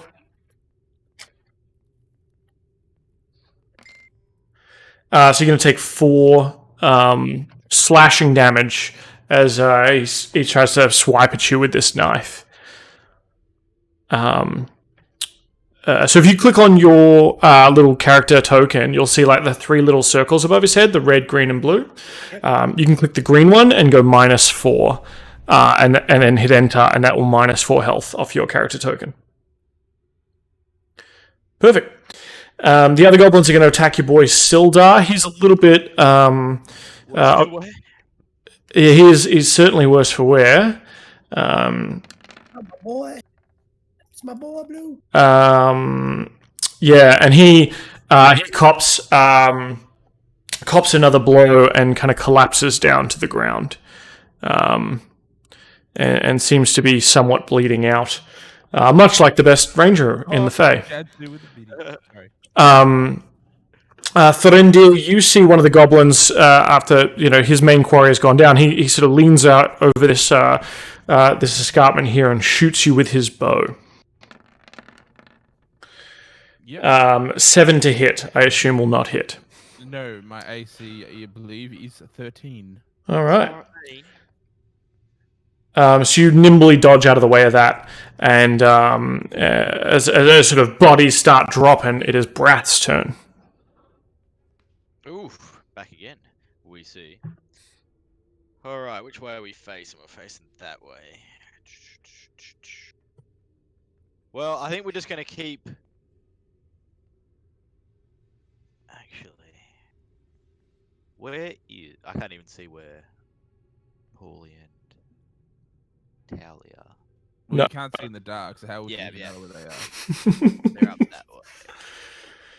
They're in another part of the cave. You certainly don't know where they are. You left them dealing with dogs last you saw them. Can I... Yeah. Okay, look, I think we're just going to go right up the stairs. We're just going to keep moving on forward. Mhm. So I'm going to... Is there any point moving, or would I, like, incorporate an attack of opportunity if I move, like, to the right? You only would get an attack of opportunity if you leave a threatened square. So if you were to step back, for example, you'd take an attack. But you can also break up your movement. So you could attack then move, or move one, attack, move, that kind of thing. So Right. Well, I might... Kill, then move. Yes, I'm going to just attack this one right in front of me, the one on the stairs, I'm saying. Mm-hmm. Yep. So... The one who's mourning over his lost Yeezy. Yes, yes. Yeezy 18. 2020 was gonna be our year, Yeezy! Right, we're heading... So, longsword attack, that's what we're going to do. We're going to train with the longsword. And... I'm just going to do a roll for... Do you want to use... Actually, can I... Yeah, what I was going to do, can I drop the torch and take up my sword in 2 hands? Sure. I'll say that you drop it over here on the ground, which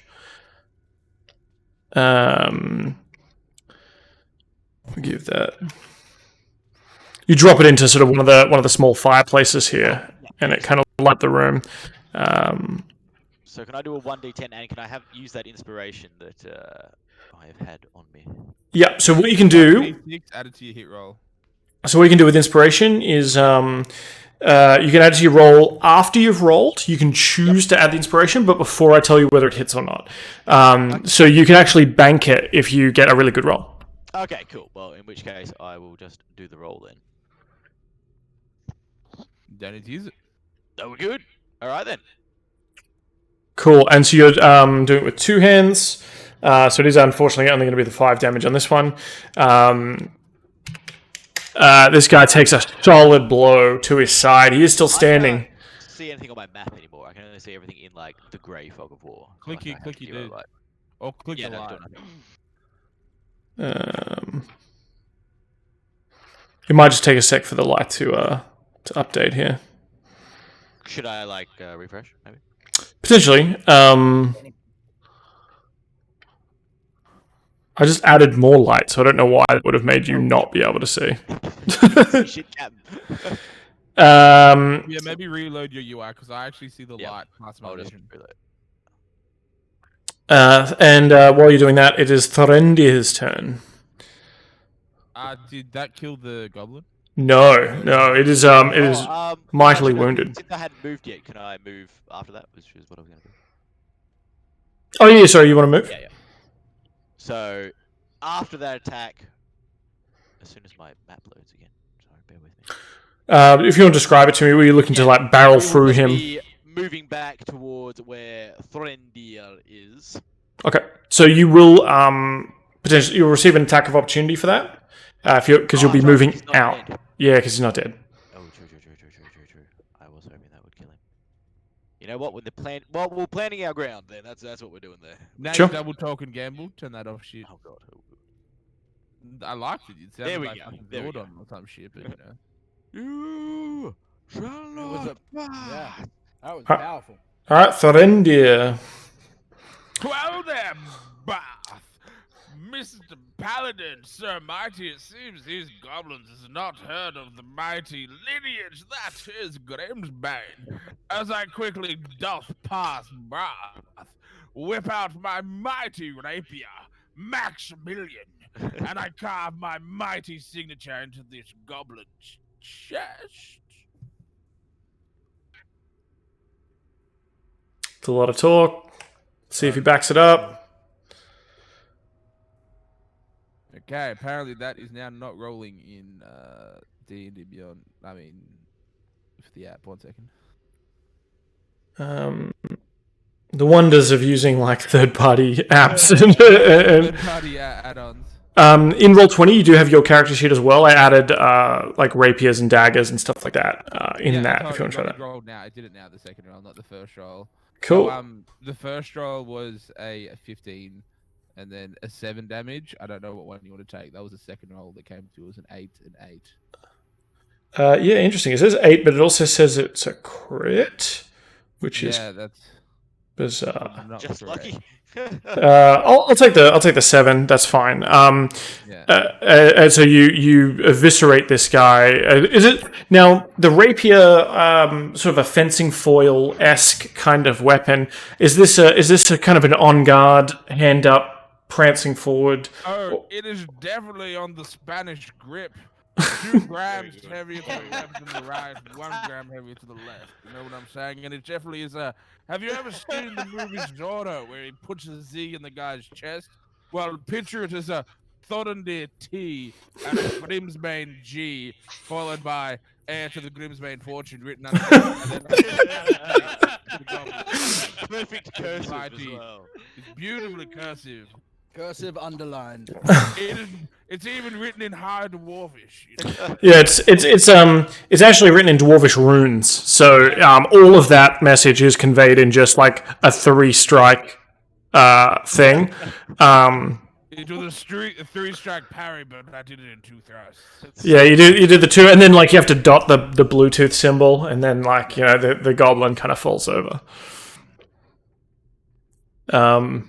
All good. Anything else out of my boy Threndir? No, all my bardic inspirations used up, and I used all my other. I can't do healing word because I used all that up when I killed the other goblins. Cool. That's right. But then I turned to Brath Evanridge and say, because now we're combat companions, I might use your title of Evanbridge. We must take these goblins and free these 2 civilians and maybe add them to our trail. And get supplies to the the dwarven rave that we shall definitely doth enjoy back down. The Drymoor Trail. Brath responds in perfectly enunciated dwarvish. Back to back, dwarf. Let's take them all down. Because What's I can actually speak and understand Dwarvish. I imagine that, and it doesn't have to be this. It just came into my head. I don't want to make decisions for your character, but like perfectly enunciated dwarvish. But instead of saying like back to back dwarf, he says the beast with 2 backs dwarf. Perfect. And I know this might be a little metagaming, but anytime we speak in a different language and we actually talk, do you know like the chef from the Muppets? Whenever two characters speak a language that no one else understands, I've generally always spoken in that language. So what it sounded like to everyone else was a schmoosh-a-herf-a-durfin. Oh, schnurf-a-lurf-a-durfin. I look back at you, extremely serious. Oh, Shatsu, thank you. Thank you for the subscribe. Instead of Scottish, I've always imagined dwarfs in my game to be Russian. Because they drink a lot, they spend a lot of time underground and wear furs and leathers. It's kind of so like obviously you've got your accent there, but I'm thinking of Gundren. Yeah, right. Like so that Eastern European kind of thing going on with dwarves, I think is great. Excellent. Sildar bleeding out. That's his whole turn. He loves it. He gets off on it sometimes. Just getting off on it. Well, Paulie notices that he's been just kind of left behind, so he reckons he should probably go follow the way the tally went. You still got one dog sniffing at you. Yeah. Oh, good point. Maybe I should actually make him my friend. He's pretty nice. I might do that. Yeah. Okay. I'm gonna try to befriend this doggy and tell him to sit and stay right there, so I can come back and play with him later. Cool. Give me the old animal handling. 15. That's pretty good. That's a lot better than what you've been doing. Yeah. Yes. So it sits and kind of looks at you funny. Perfect. All right. So stay there, buddy. I'm gonna. Can I dash and then use my bonus action as a rogue and then dash again? Deja vu. I don't know how that works actually. 5, like let's look up a rule. Everyone has to drink because I have to look a rule. Like, can you Mario Kart double dash in D&D? A rogue can dash, then use cunning action to dash again as a bonus action.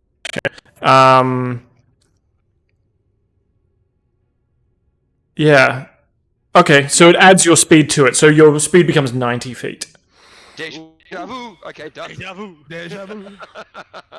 Alright, let's see how far I can go then.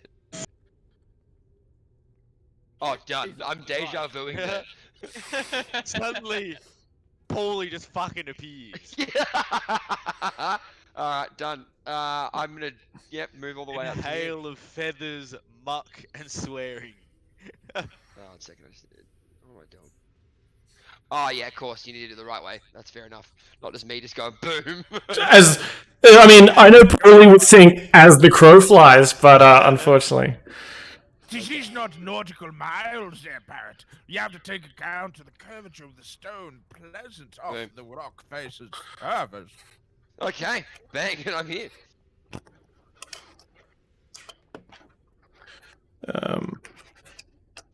That's all I can do, I think.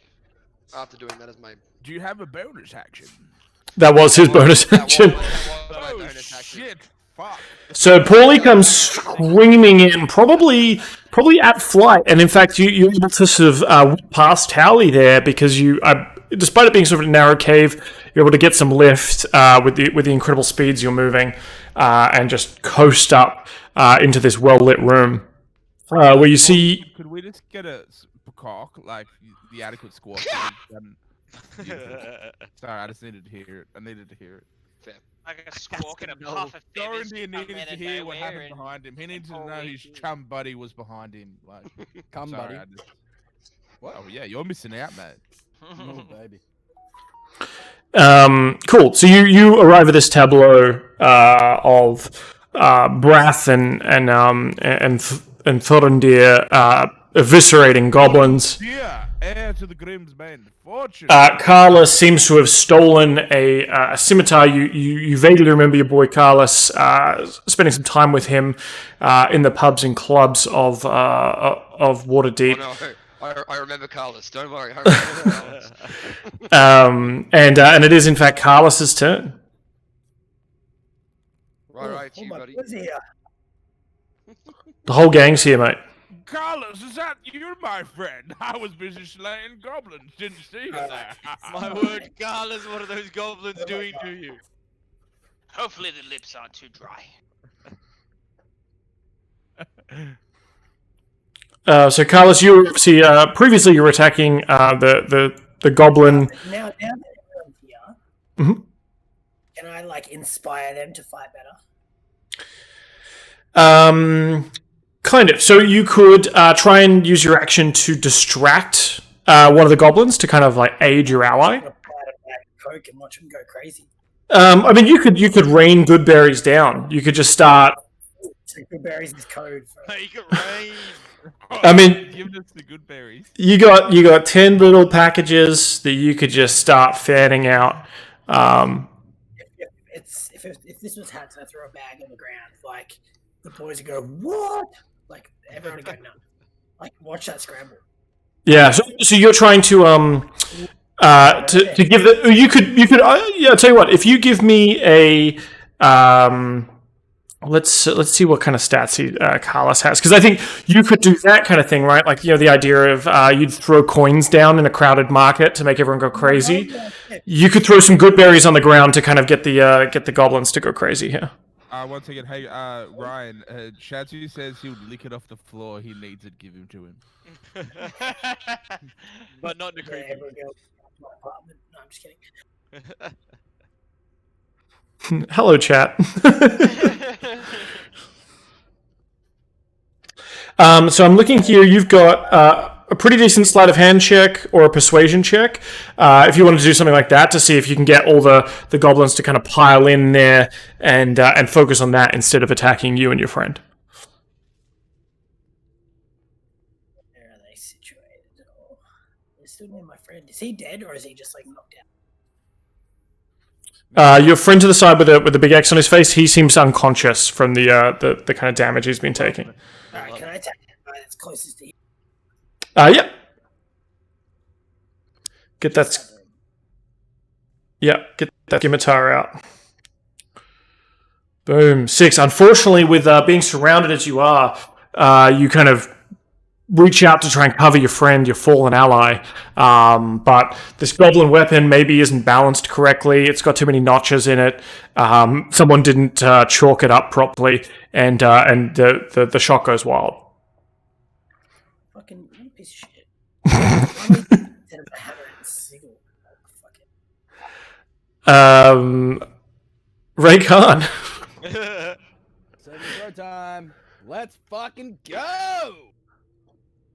Yeet. What happens there? 12! Yes, okay, so 1 success. Hey, 2 more to go, and then I'm back in the fucking fight, boys. Well, actually, you become stable and are no longer dying. You're still unconscious. Yeah. Oh, wait a minute. Wait. Sorry, I meant to mute. Despite you being unconscious, you start having kind of weird dreams. One of them involves a cold nose in your crotch. Tally. Yeah, right. So, still sort of gathering my breath. I've had a big day. Like as it is, I've already saved so many lives, and I've got those damn clouds that saved us, and that takes a toll on me. So, I'm just kind of catching my breath after the last little rush that I did up the hill. And I'm feeling it. I'm a little bit tired, but I can see in the distance, Paulie had just sort of like darted past me, and like I've just got these feathers in my face, and I kind of wiping my eyes, and I'm thinking, what was that? Am I seeing things? You might be. And as I always do, I question what I see, and even though I'm a little bit of curious to see what's going on, I'm gonna try and make my way up a little bit higher towards where everybody is at the moment. So hang on, I gotta sort of figure this shit out there. So I'm up 15 feet up here. All right. All of a sudden, even seeing that dwarven or hearing the dwarven language running in the distance and like the mumbo jumbo that I still am yet to understand. You're done, you mud bashes. I'm stunned, but at the same time, I could see there's been some serious action going on up here, and you know, I'm wondering, what can I do to help? But then I also remember that our good friend Rakan, he's in danger, and nobody else is there looking out for him, and I feel that maybe I can maybe make a dart, but at the same time, I'm a bit too far, so I think. The best bet would be to maybe stay put with the group, uh, and and hope that Fluffy can do something to help a little bit later, uh, in recovery process. So I think I'm gonna just move a little bit forward. I know I'm gonna come forward, and I don't know. I think where I am now, I can do. So I did 15, so I can do another 10. That'll put me next to. Who's the blue? Who's that one there? That is. Brath. That me? Brad. Yeah, Yep. me. There we go. And I can see there's a lot going on. And can I use can I use one of my spells that isn't actually? Let me see here. Yeah, it isn't actually one of my cantrip ones. It's an entangle. So yep, so that would require a spell slot. Now I know you've burnt one spell slot for the fog cloud, but I believe you get 2 for the day. Yep. Yep. So And I'm saying that there's a lot going on, and everybody's got their hands full, and we've still got a lot of goblins that are trying to just destroy what we've got going on right now. And we're in the moment. We're here trying to help somebody. So I want to entangle the guy that's to my right. Tally, take him down. So yeah, I'm gonna. Is that okay? Can I do that? yeah. Do you want to read out? Do you want to just read out entangle for me? Hang on. Can I show it? How do I show it again? You should be able to have like a display in virtual tabletop. I think if you're using Beyond 20, that's absorb elements. Hang on, display. So I hit the click button then. Is that the thing? Yeah, but you've done it for absorb elements, not entangle. Oh, whoops. There we go. I've got it, but there we go. There we go. So, grasping weeds and vines sprout from the ground in a 20-foot square, starting from a point within range. For the duration, these plants turn the ground area into difficult terrain. A creature in the area, when you cast the spell, must succeed on a strength saving throw or be restrained by the entangling plants until the spell ends. So, you create a bunch of weeds, essentially, and vines. Cows come out of the ground. Just a bunch of microfibers just come up and make life tough. So it is it will affect your allies. And 20 feet is a pretty big area. You could be kind of clever with where you target it, to up against the wall to hit two, or you could try and do it around here to hit everyone here. Oh, okay. So I could cast it in front of me to come forward. Yeah. Get everybody. Yeah, I'm digging that. The downside to that is to hit everyone, though. I don't know of a spot that you could cast it that's not also going to hit a bunch of your allies. Yeah.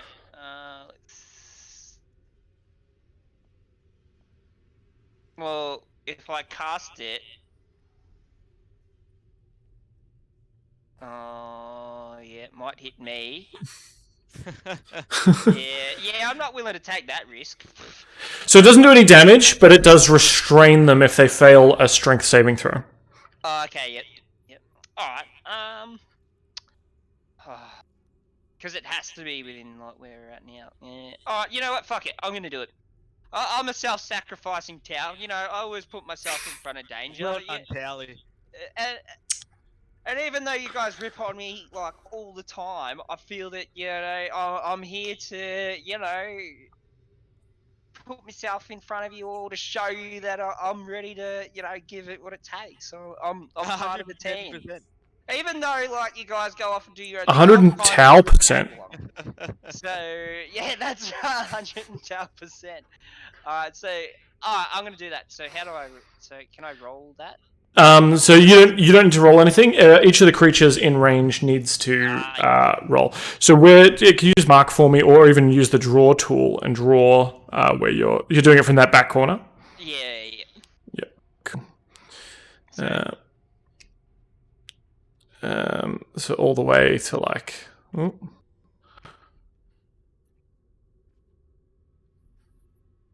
So 5, 10, 15, 20.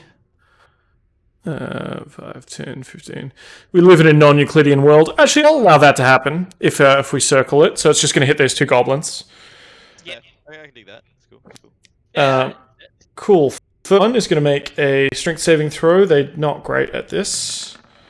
Actually, we'll take both these rolls here, 8 and 16. Okay, so cool. So one of them is definitely entangled. The one with the cross, the short bow up top here, sort of his arms and legs get held together, and what was just sort of a regular vanilla kind of interaction happening up here is turned very quickly into a BDSM bondage experience. Welcome.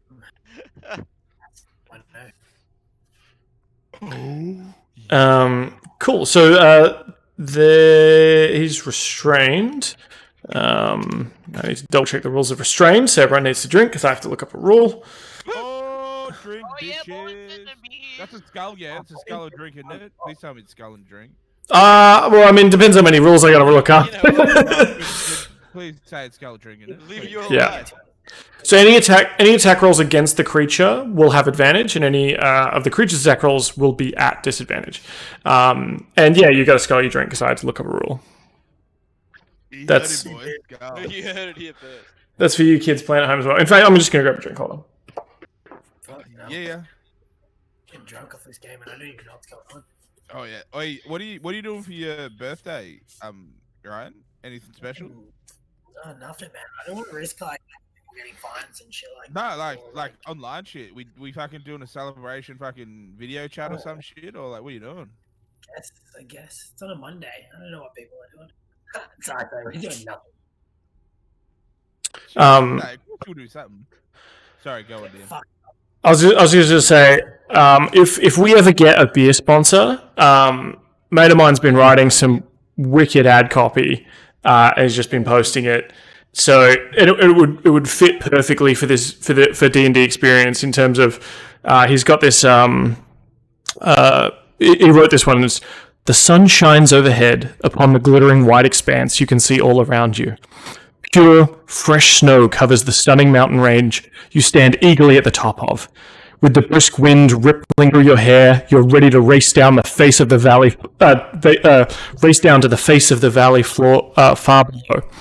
You scan your route, carving an imaginary trail through the crystalline powder, creating plumes of snow resulting in stunning rainbows with each turn. This is joy. This is bliss. This is freedom. You pull out a single maraschino cherry, savor its magnificence, and turn your skis down the mountain. Nomad Brewing Co. have blown me away with this double milk stout. When they say infused with coconut, cocoa, and cherry, they mean it. Colonial on a racist beer. Yeah, he's just been doing that for like all his beers I recently. wanted to be racist. I wanted to call me a white British cunt, and I'm going to enjoy it. Slabs like Timmy helped me bring up like 2 subs today. Plus, I've gone through like 8 this week. Well, he's shown off another one called the Dark Lord, which is like a black IPA that just sounds fucking metal as hell. But yeah, so if we can just get some beer sponsors, it's amazing. I know we're only 1-2 sessions in, boys, but I feel like this is going places. Dare to I drink. feel like we could make some calls. Look, if we're all keen, I can mix us all up a beautiful bottle and put it on wood called Grimm's Bane. spirits. So I don't know what's a good liquor. People like bourbon, whiskey, rum, or what they like. Whiskey. Yeah, I mean, does anyone know Jack from Jack Daniels? Like, could he just maybe shoot us a At sponsorship? this point, I should be fucking. Look, Yeah, broke. I know all the ground If floor. you like, what I can do is I can actually brew up a batch of Jack, which will be crystal clear Mount Martha waters distilled on the finest sugar, soaked on actual Jack Daniels wood chips that are made from the barrels in wherever Jack Daniels is made, and to make us all a bottle for this lovely session. Yeah, I know it's I'm all season, about I it. don't know what season? Yeah. I mean, that would be the true Grimsbane fortune right there. It would. It's That's not like the I real don't deal. have stills and shit in my garage that make that. So. Well then, I am in. Love it. How many Put it players that do we way. have? One, Huzzah! two, three, four, five, Six. six, seven, eight. Eight? Yeah. Oh, that's too easy. Yeah, I'll just do a batch up. Cool. All right. So Tally's entangled. Everyone send me your secret ingredient that I'll add. Don't make it shit though. Like, come on, tell me something nice. Can mine be the tiers of my players, specifically the best ranger? Dylan Sears? Yeah, I can add Dylan Sears. Do it. They're just so salty. It's like it just adds that. It's so much. Margaritas. But right? Yeah, what it's you're just- asking me is to pull out the glass blowing kit. Yeah. Perfect. All right. Tally growing us a fine vineyard. Oh man, He's I've growing always a got not only the finest, but the dinest, little meaning bit that of you can cookie? actually grow and eat at the same time. So, what are you Ooh. after, my friend? I know. Because I'm doing us all up a bottle of custom Grimsbane liquor. Thought Towley could give us some Towley Bud. Yeah, Integrity Farms. So I'm gonna. I love this, but I'm gonna press on. Yeah, sorry, we're uh, fucking around. Yeah, no, that's all good. So the goblin that's sort of entangled, he's trying to get his bow out to shoot at Towley, but his he can't get any pull on the string there. Carlos is sort of fighting off three of these fools at the moment. 16 to hit. You're going to take 4 slashing damage, my dude. As one of the goblins that you failed to hit last time has turned from attacking Sildar and is able to sort of nick you along the side of the arm. But you've got a gnarly scar, so that's cool. One of the goblins. Or Yimik actually sees shit not going well for him, is going to sort of disengage and try and get out of here somewhat. And start making a run for it. He's legging it. And one of the goblins here, looking thoroughly upset, is going to kind of step up and try and stop the dwarf from making his way up the hill. How can he run so far when he's like drained from me sucking him off? That's a good point. Yeah. I mean, I'm not saying I'm amazing, but I'm fucking He's amazing. got his shit stolen off him. He's getting drained. Like, I feel like that motherfucker can't run that far. And he had to sidestep like all the other people. Yeah, so he's you're right. I think maybe he's walking with a bit of a bow-legged gait, somewhat to one side. He certainly doesn't make it that far. Then he's able. He's the nimble sort though, and Thank you. I You take pride in my prowess. you think maybe if you hadn't cramped up and been able to and actually pull off the moves, he would be collapsed. Yeah, he would have been collapsed. He would have been praying to the. He would have been meeting the goblin gods. Rakan, you feel yourself being dragged along the ground. Hey, fantastic. Why am I being dragged the other way? Wasn't Fluffy meant to be fucking helping me? Man, don't control Fluffy. Fluffy's got a mind of his own. For the free spirit. But Fluffy's kind of like, you know, what up, dude? Like, he doesn't know you. So You didn't- Fluffy's following me then. Brath, you're up, and then we've got Thorindir. Okay, so taking him out. What do we got? So we got him.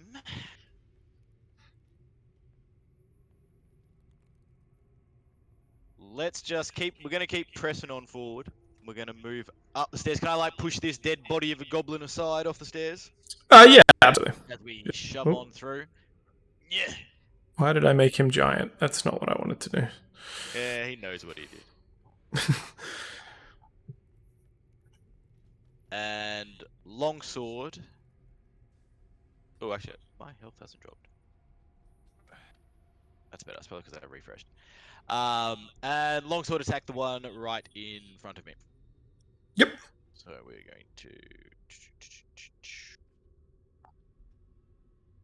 Evan Ridge, take him down. Take him down. 11. How's that? Is that a hit? 11 was definitely going to hit. Sweet, and that's a big boy 12 right there. Oh yeah, that. How do you want to do this? It's head off the shoulders. As I'm coming up the stairs, it's a solid swing, and we keep moving. Yep. This Like is like nothing even happened. Exactly right. This is a whirlwind of fury and steel, is what is going on here. The other two. Okay, where the He butter didn't meets the even knife. look twice as he cut his head from his shoulders.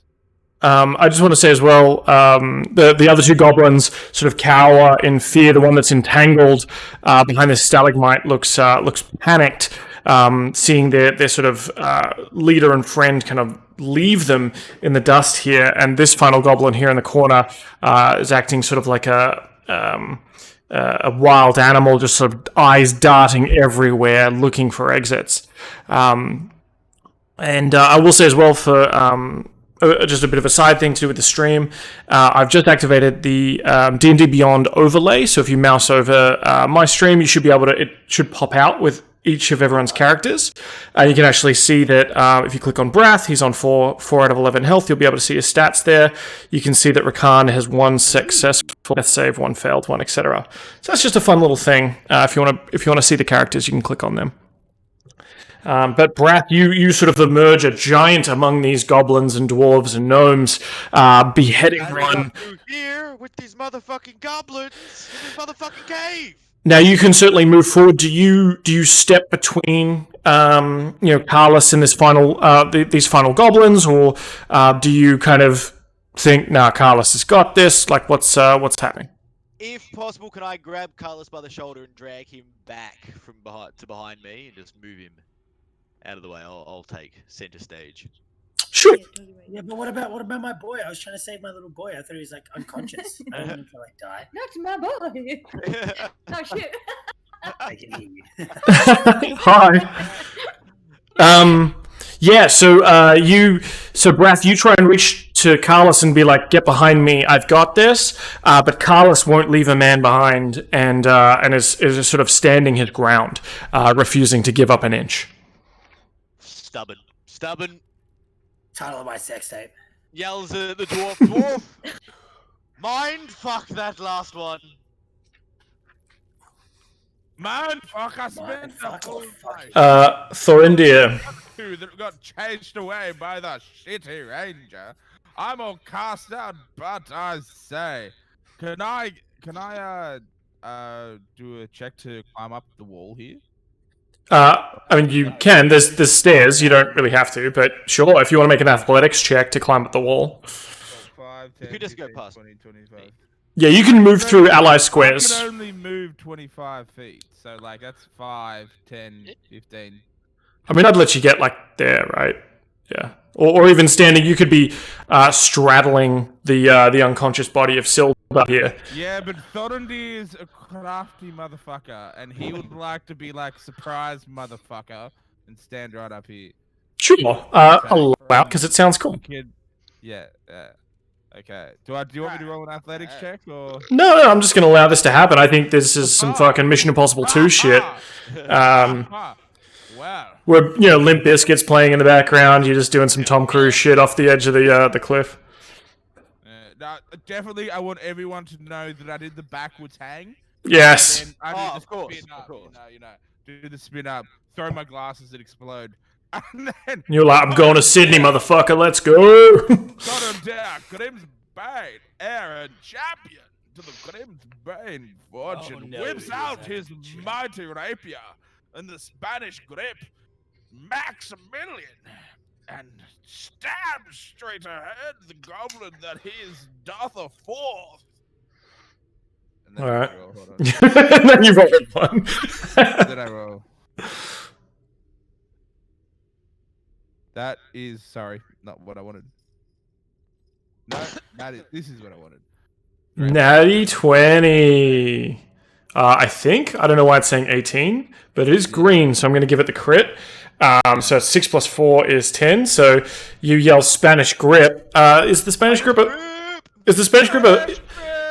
Is your rapier like a pistol grip rapier, or? Yeah, the Spanish grip is like the whole Index hand on finger over the top. Index finger over the fucking yeah. Perfect. So you. Well, I just gave him negative 120 health. That's sure, fine. Okay. Can't take it back. Turns in on himself like a black hole and just disappears. You all seen the first Resident Evil movie where the guy gets lasered into like 100 pieces? Yeah. What happened? That What is what fell Tony through? just did to the dude, but in 2 strokes turned him into mincemeat. And then he goes, "You're not worthy to be slain by the name Grimsbane." And then dead eyes the last goblin left snaggled in Tally's snare. And because Thorindir had to, had both hands when he sort of backwards hung, jumped up, rapier out, slice, and then it's not until he puts the rapier back into the scabbard and click, it goes in. That's when the goblin falls apart, and is only somewhat held together by all the vines and weeds. But then, like bits of meat fall, rain down on the ground around you, Tally. Poorly, it's they're nice little bite-sized. It's almost hard not to resist. Just swooping in there and picking one up. As it's your turn. Am I allowed to Perfect. tell Paulie? Okay. What's that, sorry? Am I allowed to tell Paulie that like I took the leader's sword and shit, so he's a little bitch now, and he should go kill him? Yeah. Yelling that shit out's totally a free action. Yeah. Because You're it's he's got no sword. He's closest. He should like track him down and fuck him up. Absolutely. Yeah, I mean, like you and Paulie. I couldn't tell them because I couldn't see them, so it's like I couldn't tell them information. Yeah, and I think like you and Paulie go a ways back, right? So you could even yell out like, "Paulie, he didn't fucking pay his tab," and then it's just like you know Paulie's gonna sort that shit out. Hey, can't try to cockblock me. Get him. He fucking what? Tim, I was like, I could be like, oh, it's Tim from the UK. Get him. It's Tim from the UK. Alright, done. I'm gonna try grapple. Actually, I'll run up to him. So I'll run up the 10 feet there. Doing a grapple, and then I'll just fucking stab him with a rapier. Actually, I'm thinking I'll just grapple him. Grapple him. We can all put the boot in a little bit. Put the boot in and Yeah, I'll use my talons and grapple him. Mhm. I'm gonna basically hang on, like just before we get fucking... too crazy, why don't we try and like maybe the torture technique and see if we can get some info out of these motherfuckers while That's they're what all giving here. the boot to a medium Yeah, style we're gonna is stick doing. the boot in a bit. I love that sentence started with, "Before we get too crazy, let's torture him." like tortures the low level. There's gonna be some real fun. Alright. You'll be looking forward to the torture. Okay. Alright, So- I'm gonna grapple him down and just basically try to hold him Cool. down. So grappling's a special type of attack action. So when you make the attack action, normally, you can make a weapon attack, right? But in this case, you're going to grapple. So you get to choose if you're going to use athletics, strength athletics check, or a dexterity acrobatics check. So are you going to just restrain him with strength, or are you going to use some fucking jiu-jitsu and like... I'm gonna jiu-jitsu him. I'm gonna fly and try and like basically just like claw into his shoulders, then flip him over me. Perfect. And he will try and handle out with his acrobatics, so it's going to be a contest here. Okay. And I'm going to roll. Let's roll. Whisper Tolio. Do you want me to roll? Yep. Oh, Timmy! Oh, That's what I'm talking about. They've finally done it. So he only gets a 10. So And he managed to figure out how to roll a dice. He finally knew how to roll a die. so you have restrained this goblin. He's not going anywhere for the moment. Done. Easy. Cool. Yeah. Carlos. You've got Pound of flesh, one remaining living goblin up top with you, and you can kind of see over the edge that Paulie has grabbed this goblin that was making a break for it. He was just like 86. He's got it. Let's go. All right. I know. We've talked.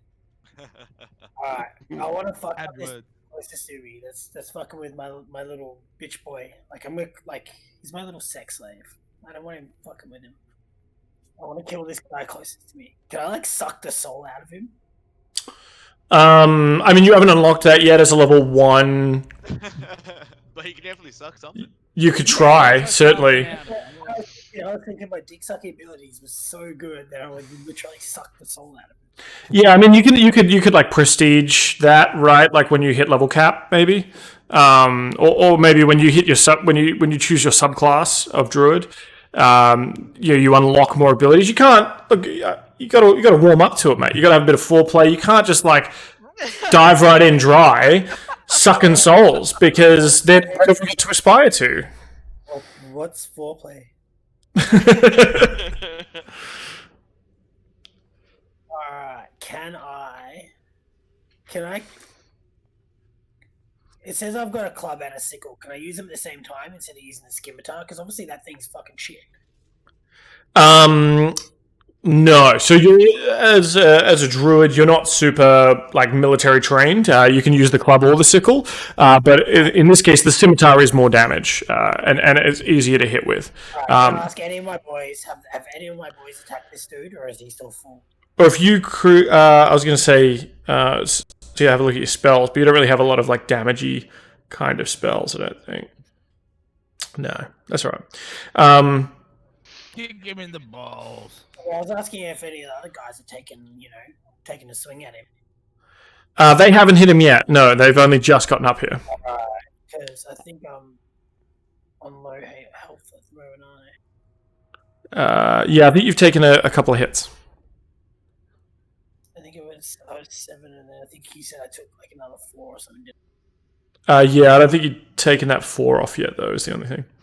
Yeah, There you go. Yeah, so you're not looking good. Ooh, alright. What am I going to work with here? Yes, beautiful.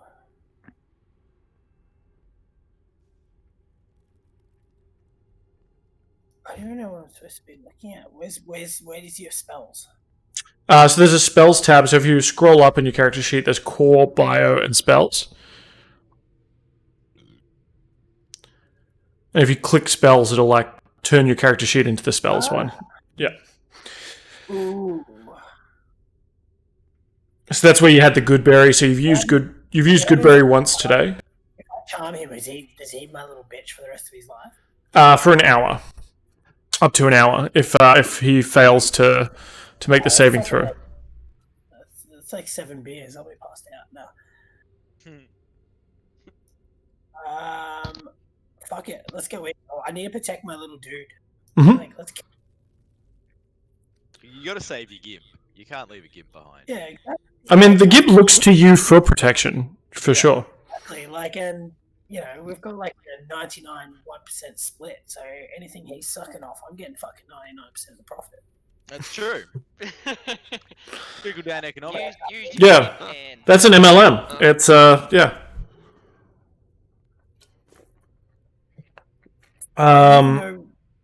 Good or bad? Like, I don't know what I'm supposed to be rolling for. Like, what's 6 and what's 18 mean? Sure. So to give you a bit of an example, I think it automatically rolls advantage, so it rolls twice, but we just take the first one in this instance. So it's rolling a d20, it's adding your dexterity and your proficiency modifier. So that's the +2 that you see on your character sheet. And if you mouse over that 6, you'll see there's math there. It's like you rolled a 2 +2 +2, so that's how you get the 6. Unfortunately, in this case, obviously, in all these cases, your higher is better, as Tally would tell you, and you need to hit a number that is greater than his armor class. So how your armor class is 13, his armor class, I'll give you in this example, is 15. So unfortunately, a 6 does not hit it. In narrative terms, you've sort of stepped forward, but perhaps you're a little bit distracted by your friend bleeding out. You're like, shit, I need to get him some good berries, get him back on his feet, get him that good stuff. And in doing so, unfortunately, you're not you're not as committed to the attack, or you're not as swift as you thought you were, and this goblin's able to kind of jump out of the way. Does that kind of make sense? Yeah, a little bitch. Now it's time for everyone's favorite, and I'm really sorry to Dylan's chat for the entire time during this battle. He's just spent unconscious. Give us another death save, my dude. He's probably open. He's probably. What do you need, bro? He needs a 10 or higher. That's not a 10 or higher. It's like women, you'll never get a 10 or higher. How can you a high? Even a 10? I mean, yeah, Dill's just rolling. Speak for yourself. Dill's just rolling 5s. I mean, fucking. I give him one of my berries. I take offense to that, for one. I give him one of my berries. You could, but he's in another room, so he's all the way out here. He's helping me. D-Bars, if you had not chased and made me have to kill 2 goblins before, so they I didn't killed kill you. one. I didn't realize. No, there was before another. we entered these caves, dude, Oh. I would have been able to done the spell to heal you, but no, you made me. Look, this is whoa, okay. That's table talk. You know, you're not there. You can't give him this lecture. And you know what? No, Shoulda, coulda, woulda. You know. I use the cantrip, magic hand, and bitch slap. Right on his face. Give him another fucking death save. You Kill know what him. would be Fuck it. fantastic? We have this bard that is dead in a lake. Yeah, I mean, it'd be really nice if Lala was around. I believe she has. Should be able to. No, she used 2 healing wounds on Timmy, so Oh, she for has no fuck's sake. spelling anyway. She has no heals. So even without, hold on, let me cut in here. Even without spells, you can always go and if you can get to someone, you can do a medicine check to try and stabilize them. So that is obviously, Yeah. and I think that's what Tally was doing. Yeah, let's leave that to the guy that only moves 25 feet. Yeah. The guy who's just murdered 2 goblins. Murdered one and then immediately got fucking wrecked. No, I'm talking about taking me a here. nap. I know. I'm just saying. I'm taking a nap. Have a Can't snooze. handle goblins. Worst ranger we've ever seen. Oh, I never said I was the best. Let me see how how's the goblin fare against the wolf here? Okay, it's not great. You feel as much as you can feel anything. I mean, as much as anyone can feel anything in these dark times. You feel a bit of tug of war happening, Rakan, between you and the wolf here. Oh, it's like a war between the two. Tell you what, I may be unconscious, but it feels like I'm getting ripped apart at the seams. Tally, you're up. Oh my god. Haven't realized that everything that's going on and the effects of the dank cloud that I blew earlier is slowly starting to wear off. I need it reality is just too much. I'm feeling, I've helped the crew out as much as I can, and things are just getting a little bit too stressful. And in order for me to fully function, I just need to check the mistletoe out and see what's going on, and maybe just get a little bit high. So Oh yeah. I feel now's a good time.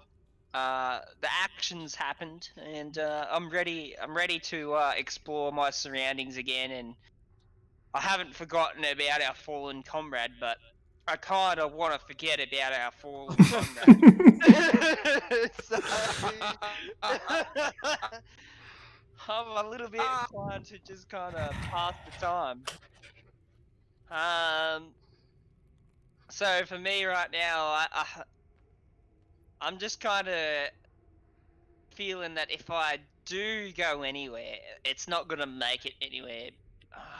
I don't know. It's interesting. Let me see what I've got. I mean, I don't know if you smell that. You smell that Fluffy. You know, like you hear Fluffy worrying away at something, maybe even chewing on something. That is my concern. You know, I've got a companion now. Like, I've got a mate that's out there. He's in the wild at the minute, and he's trying to do the best he can for all of us. But what do we got? I'm just trying to see if I've got an item of some sort that might. I reckon my supplies. Yeah, what was the mistletoe? Wasn't that something to do with me? The mistletoe. Oh yeah. Oh, what was the What was the thing? What was your? Wasn't that to release him though? Wasn't that your? No, something about my berries. It was a reagent. It was a reagent to like. So in this game, it's like if you remember in old school WoW and stuff, you needed like reagents to cast certain spells. In D&D, they have that too. Some of them are kind of jokey, like you need mistletoe to get berries, or you need a pinch of sand, or you need a pocket full of sand to make someone blind. Okay, with that in mind, it's his turn, but does he need to use it on his turn or my turn? To do what? To use that sprig of mistletoe. It will give berries, and then all It's of us you get all right back. who needs it. So you have the sprig of mistletoe, and you would use a spell slot to create the berries, which you've already done, Ryan. So you've got a bunch of berries. I mean, because I'm generous and magnanimous, I mean, I would let you throw some berries to Towley. Sure. No, that's why I wasn't sure before. I wasn't sure if I'd actually created them or not because I didn't have the mistletoe. Oh, okay. I kind of assumed you did. You probably keep some on you. You know, you're just always prepared, like that, scouts and stuff. Just checking. Alright. Alright, if that's the case, I've got nothing else to lose. Not having that spell, you.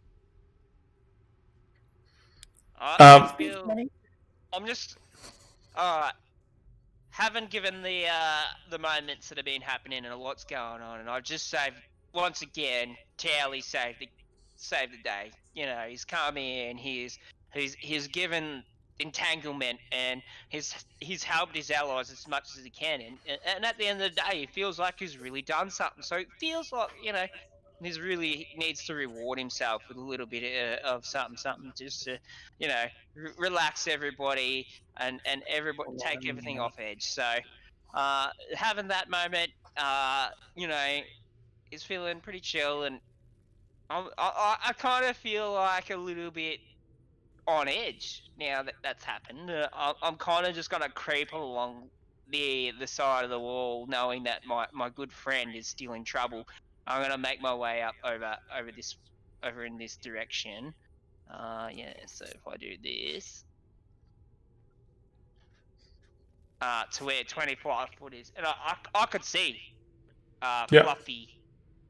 Fluffy and our companion are in trouble, and there's nothing I can do because they're in the middle of a tug of war. Shit's getting real. I just don't know how to handle it. In fact, my handling skills when it comes to anything are like subpar. So I'm really, really trying to think of a way to do this without anybody being with me. And I'm looking left, I'm looking right, I'm looking forward, I'm looking backwards, and I'm kind of like in the middle of a fight. and I'm like, can I help? I'm thinking maybe I can, maybe I can't. But at this stage, I'm gonna grab the rope that I have in my inventory and maybe see if I can throw that forward to try and lend a hand. Is that something I can do? Yeah, I mean, you can try and throw the rope. You can also, of course, dash, which will double your movement speed to get to Rakan's side. That's another option there as well. You can hear sort of what sounds and kind of make out the edge of a goblin who seems to be kind of in this tug of war with Fluffy. you sort of obviously get a glimpse of Rakan. He does not look good. He's bleeding out. He's on his last legs. What if maybe I do a command? Like I've got no other choice, but maybe I could do a command and yell out to Fluffy to attack. Oh yeah. Is that? Sure. I feel like that's something Fluffy might be able to handle, but at the same time, maybe Fluffy's not up for that. So maybe well, let's see if Fluffy can do a bite. So what would you like me to roll on that? No, I think you can just yell out to Fluffy. You see sort of Fluffy drop Rakan, jump forward, and bite in or attempt to bite at this goblin. You don't think Fluffy was very successful though. Oh, okay. But Fluffy let the team down. yeah, but Fluffy kind of dragged Rakan back somewhat a little bit, and he's almost within reach. Okay, so I can almost maybe give a little bit of aid to. Yeah, give me a medicine check. It's going to be a little bit hard from here, but yeah, I'm going to say you're kind of spurred on to help, and we'll see how this goes. A flat 10. What do we reckon, chat? A flat 10 for a medicine check's not great. It's not super helpful. I think from there you can see that Rakan is one death save away from dying, so he'd better be fucking lucky. And all right, Goblin's turn. So one of these goblins is the final goblin in this room, kind of fighting for his life here. He's going to bust out the scimitar. That's a dirty 20. He sort of sees that Thorindir has cut down one of his friends and is kind of the way out. He leaps forward with a scimitar and slices you, Thorindir, for 8 slashing damage. Thorindir. Just 8 slashing damage? Yep. Ymik attempts to struggle out of this bind. You have him in poorly. Give me another acrobatics check. You got to beat a 9. Paulie. Out of what? Timmy. Yes, hello. Oh my god, there he is. Give me an acrobatics check, my dude. Acrobatics. Yep, sorry. All good. Batman Acrobat- antics. Use, No, not robot, not the robot. oh my god. Can I use magic powder on myself? I mean, I'm not quite sure what crushed good berries is like, but you could be a pioneer here. I'm pretty sure it's from the Colombian region or maybe the Puerto Rican. There you go. I rolled 12. Yep. So you're this goblin's trying to wriggle out here, but you've got him locked firm. As we get to Brath's turn. Okay, so the last one we've got right at the back there.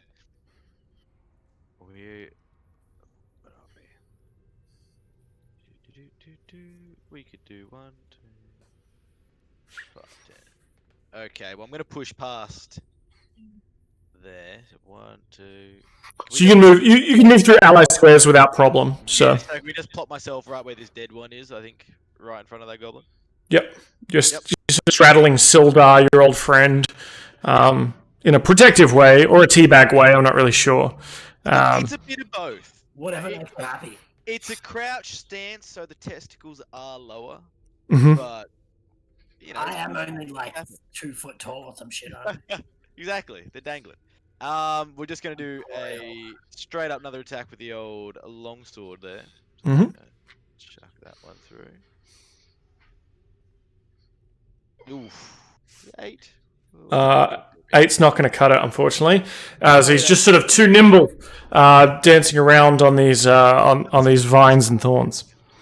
But Thorindir is here to save the day. Thorindir. Thorindir. The name is Thorindir Grimsbane. Add to the Grimsbane fortune, and also champions of the land of Grim's Bane. And he turns to this goblin who slashed his chest and says, I say I shall remember this scar, but I shall not remember you. And he picks up Maximilian, and he slashes that goblin's chest.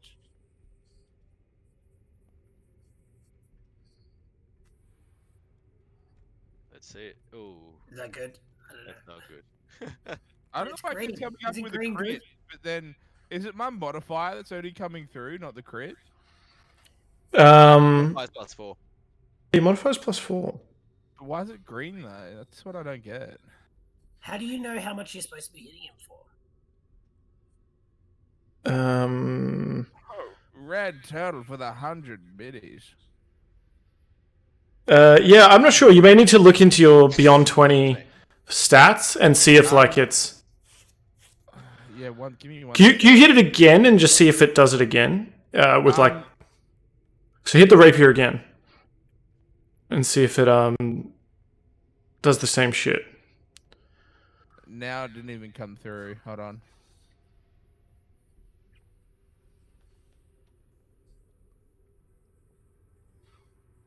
Yes, it seems to be like highlighting every single version. That's great.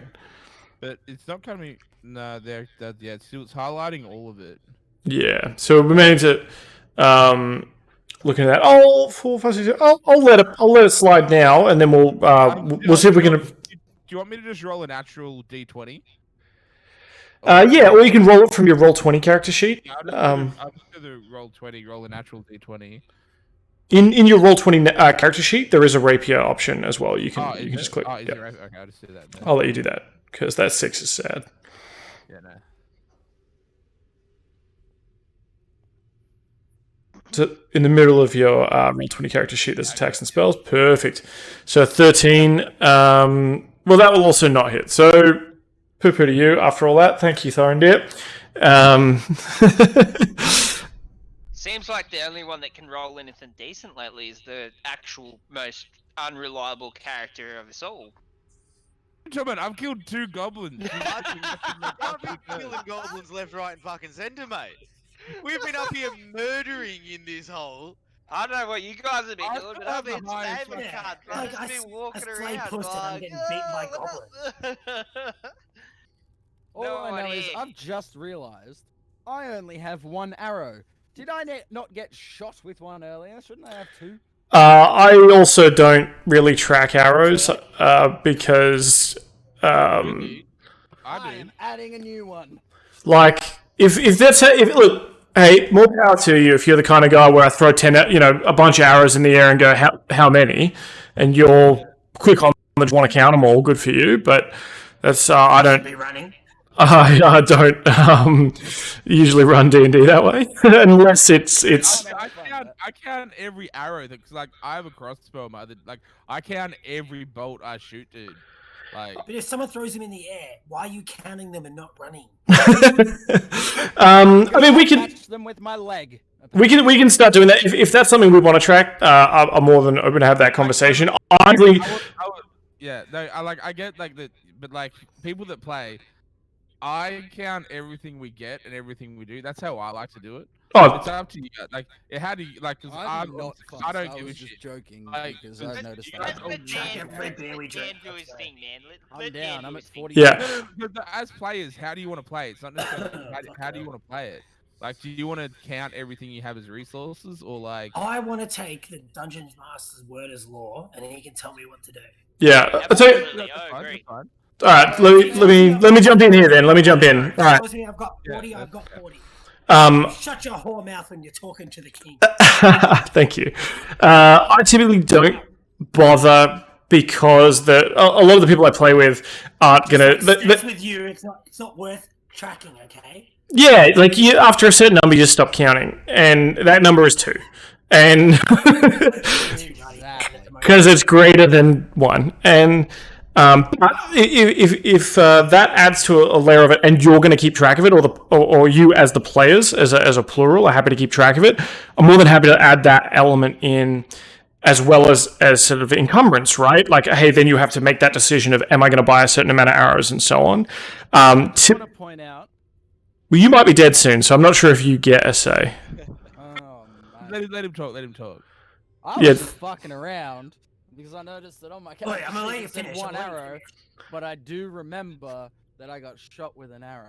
But you're probably dead or something, and you don't even know. Like, I what? gotta just give So me a when you're second. unconscious and- Alright, there we go. That's better. But also players, as the treasurer who's keeping all our money, do you want me to keep track or do you want me to fucking freeball? Because I actually I like keeping keeping track of things. Yeah, all right. We'll keep track of things, and I will keep in mind because usually like I won't. Like if you say, "Oh, we kill these goblins," do they have loot? I'll be like, "Yeah, they got like scimitars and bows on them or something," but I wouldn't say they have 37 arrows usually. Also, they're like because I did the last round, I did actually pick up all the gold for the goblin. The copper. For the goblins. I am actually keeping track of the treasury that we have. So like, out of character, you can talk to me how much money we have, and I will tell you the exact answer. I'm not a cunt that lies about this shit. Because I actually love this shit about like you have so many certain things. Mate, and with arrows though, I'm willing to be like whatever. Yeah, I'll give it with arrows. But if you're taking it serious, like if Dylan's like half dead, he's not gonna sit there and go, "Oh, I just pulled an arrow out of me. I better add that to my fucking No, coffers." that's making a fucking joke. No, Yeah. like arrows, I personally don't give a crap. But it's like one. Can we play? Okay. Actually, like with the GM, I don't want to keep him worrying about how much money we have. I'm staying out of character. But I actually am keeping track of what we have, like legitimately with documents. Brilliant. You don't have to worry about that. So Perfect. And the thing is, I can see each of your characters in D&D Beyond, and I can see what items you have. So I will use that to my knowledge and go, like, okay, they have this much money. I can start throwing things for them to buy, right? Like that's certainly an idea. And those are some conversations we can end up having offline as well. That's like I think it's more of an offline I don't fudge numbers and this sort of shit. Yeah, it's all good. No, I'm like out of I character. get you, Vivu. I'm more just saying we can talk about that after. You know what I mean? Like Yeah. that's more of like a not in the middle of a session, but like an after session chat. Yeah, and I talk to all you cunts, so. yeah, every time we speak. I don't even know who the DM is, dude. Like seriously. Like, Isn't it just better that way? I'm just your DM daddy. Faceless. And just every week I go out to get some milk, and then sometimes I come back. yeah, no. That's... Oh, Dylan, this kid. All right, we got Paulie the parrot. I think is up next. All right. So, I mean, I'm gonna yell out to my good boy, like my good boy Carlos. Yo, you wanna come get your tick off this boy? oh shit. Seeing as you're the only one who can speak his goddamn language, how about you chat him up so we can get on and keep going? That's more of like a free action, correct? Yeah. Him and I. Yeah, talking certainly a free action. Yeah, cool. Do you want to talk to him? Right. Huh? Do you want to interrogate him? Who, the last goblin dude? The one I'm holding on to. There's still one alive, guys. What? Yeah, there's still one there's still alive one there. up here. Like, There's Well, still... can I shoot my bow while holding this other one down? No. No. Just I'll tell you what. I'll let you do it. No. I'll let you do it at disadvantage because you did tell me that you were hanging on to this guy with your talons, which does leave your arms free. Ooh. That's what I thought. Yeah, I'm basically like stepping on him. Yeah, but it's gonna be a disadvantage because he's wriggling around, right? So your shot's gonna be difficult. This is me as a complete noob admitting if not like does Timmy's character have hands? Yeah. Yes. I thought his Or wings wings. were his hands. No. I have hands and then wings on my back. Oh, okay. He's sort of like an Egyptian. Motherfucker, like, Yeah, Icarus or like a ibis. Horus. Horus, that's the one. Yeah. I can dig that. I thought it was just an overgrown parrot. That's what I thought. That's what I'm like. How does he have hands? No, I'm bird person. Well, From Rick and Morty. Third person. Timmy, sorry, fucking Paulie the parrot. I'd leave it up to your judgment of would you rather interrogate the leader or who might be really hard. Alright, I'm just going to throw it out in about 5 minutes. Or the other dude. Yeah. We'll close it up until like 11. Cool. Or do we want to leave it there then? Because I started the initiative anyway. Yeah. So have a think. We can. Since like 7, I am. Yeah. No, fair enough. Look, it's been a solid sesh. Sorry, I started a little bit late as I had work calls and things like that. But that's okay, dude. It's totally fine. I think what we need to work on as like the players is streamlining our focus a bit. Pushing through what you're thinking of doing and having a plan. Yeah. It's also like no offense, like especially for me, it's not understanding. Oh no, of course, bro. No. That's no, you're fine. Yeah, that's actually. No, but everyone's done it. Like that's the thing. I was spending time watching everyone else, and it's like sometimes rightly so. you don't realize what you can do. Like you're literally sitting there going, "Can I throw a rock down the street?" And it's the fun thing about it, yes, it's like you can. It's thinking of the story more than the move. Yeah, I think is the best way to look at it. Don't think of what I can do as in moves in a game situation. Think of it. Well, as I didn't think you guys were even going to come in here. Yeah, continue the that's why I was like, story I'll suck everyone off and hope to survive and guess it happens. And you guys are like, let's just come in and kill everyone. Yeah, like, let's just plow up there while they're distracted. plow up there while they're plowing. Yeah. Exactly. Also, DM, I did send everyone for like in action. Like I did send everyone what they can do as your main action and all that. Yep. Chuck it in the Discord chat. D-Bucks what we said. Alright, lads, I am making a reboot and have a smoke and drink. Yep. Sheriff Dan, man, fucking thank you. Awesome. I love it. Yeah. No dramas, dude. I'm super stoked having you as a DM, Thanks, man. Danny boy. I'm very keen to keep doing this, so good shit, bro. Yeah, for sure. Super stoked. All about it. Thank you for teaching me and stuff. Yeah. No, Ryan. So I didn't spend as much time on teaching Ryan, so I'm sorry. Like it was more just like I'll just throw you in the deep end and yeah. That's fine. Oh, It's dude, just, yeah, Ryan, just you were thinking. fucking No, just like yeah, obviously. Back on the net I like that a little bit, it can but go. I'm just gonna go There is no I'll be right. rules, so no limits, and you can make it Yeah. go anyway. It's hard to say because like in roleplay, because this has all been action based, where like we're fighting stuff and moving. That actually has sort of you can do things and can't do things. Where it's like roleplay turns where you're out in the story, you do anything you want, sort of thing. Where this one you sort of have like your action, your bonus action, your movement. Well, that's what I was asking. If like who can see me? Can I talk to this person? Yeah. Yeah, you sort of like, obviously we know what's going on, but I don't want to like I don't want to sit there and go, okay, I'm gonna go hang out with Timmy and he's fucking 3 caves away and has no idea what's going on. Like for instance, if you see like when Thorondir takes his turn, I don't say, oh, can I move up here? Unless like I'm still a noob. Like I still ask some questions, but I say things in first person. Like Thorondir grabs the paladin's shoulder and then casts this on this, and then I sort of like. You sort of do what your character can do, but then I still ask questions. I said to the DM, "Can I climb up this ridge to stab this goblin? What do you want me to roll?" Change, just like I grab him. Wait, can I grab him? Yeah, you'd be like, it's still like because, like at the start when someone's like, "Oh, can I move here, do this and do this?"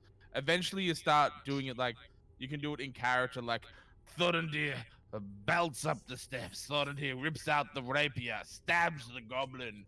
But then, like, you do the roll, be like, misses the goblin, but then gives bardic inspiration as a bonus action to such and such. Yeah, and the thing is, like, it's the Roll20 thing is actually is a blessing and a curse because if we didn't have a map, it would just be you're describing what you're doing, right? The map does me in half the time, and also because I've only played DM Dungeons and Dragons with another DM who's a mate of mine, and I know he's actually a lot more harsh than you. Which, like, if I roll like if like I've done like already, it'll be like I inspect the orc army approaching. I roll a critical. He's like, you've just dropped your main weapon into a lake and you're never picking it back up. I have now nothing to arm myself for the whole battle. Yeah. And it's like, that's good shit. But like, as like, but he's a very experienced like sort of player, and I played with people that have played before. Mm. This one is sort of like that's why I asked you questions how you do things. I would say though as Oh, well, for sure. because not everyone knows what they're doing though too. Yeah, No, that's the thing. Like, Dan, normally when you'd have your he mates next to expressed you his to show you. interest of Mm. like coming forth and doing this, it was like a start from scratch and see who wanted to be part of the Dude, experience. I've wanted to do this and- for 30 years. Yeah. Like, this is the first people Dude, that, ready? like, Listen, don't get me wrong, right? Ready? I've never played D&D before. I only started like 2 months ago. Mm. And yeah, but normally you'd have your friend sitting next to you with a piece of paper going, Oh, and it's showing definitely you. different. Whereas Yeah. like, online, you know, you're sitting there going, okay, go to this tab and scroll down. Whereas like your mate next to you would just Yeah. point at something. So it's like it's a bit of a harder learning process, but Oh, for it's sure. definitely. Well, Dan, no, like, no, 100%. as Patience part with of mates, a learning that's what makes it experience, good. like how do you find like what you're doing now? Do you find You explaining guys are 10 times better than what I was when I first played my first Yeah, game. but patience as well. We've Oh got no, to yeah, sort of- you guys like especially Ryan today, first ever game. Fuck me, Jesus. Yeah, Like, you killed it. You killed it. Like the hardest thing to do is to go from the third person asking to in first person. That took me a while because it was like I tried to go full roleplay with it. Like thought and yeah, got him bang.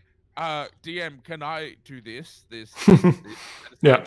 like, yeah, dude. Yeah, it's like oh shit. Ah, mate, I'm a 2-foot sexual fucking gnome. I'm a sucker. Yeah, I just wasn't like even for me like with my movement, right? I didn't actually know if I could move that far, but I knew that my bonus action as a rogue means I can fucking run. Yeah. The hardest thing I reckon to get in your head is we are like level 1. A goblin can kill us, bro. Like we gotta stick together, boys. Hide Yeah, behind bamboo. it's like fighting kobolds in Elwyn Forest, Yeah. Ryan. Like Yeah, but I was by myself, and technically I wasn't supposed to know you guys even were. We're coming. around. Yeah. So I was you were there for the suck sitting fest. there with my dude. Yeah, no, I was like, what else am I gonna do to? And the thing is, like, if I can talk about like my save though, like, so Yeah. what happens from this point? Do we like Yeah. do I need to save it? Or... no. This is it's just stored within Roll20, and like you know, 'Cause you next were week saying when we you've fire up got again. apps or something you're using. I've only got the Roll20 thing. Yeah, so I pulled you in as sort of a guest, obviously, because Lala wasn't available, and we can have you sort of as a special guest for a couple of sessions, I reckon.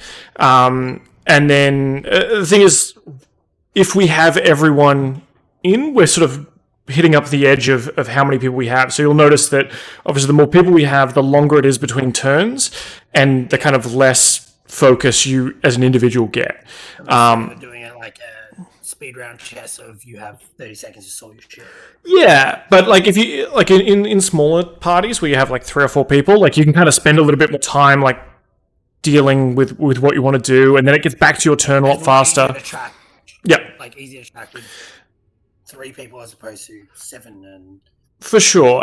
But there's always, you know, like we're adults, like you've got priorities and shit. So like there's going to be weeks where like people can't make it, so you sub someone else in and do that kind of thing anyway. And then there may even be a point where it's like, you know, we have too many people who want to play, so we end up splitting it into 2 groups for a while or something like that. That's certainly a possibility. I did want to say because how Lana couldn't join in, I didn't want like when I was saying to Timmy like just like throw her in the back of a cart that she's drunk and like let's do it again next week. It's more because everyone's new to D&D here.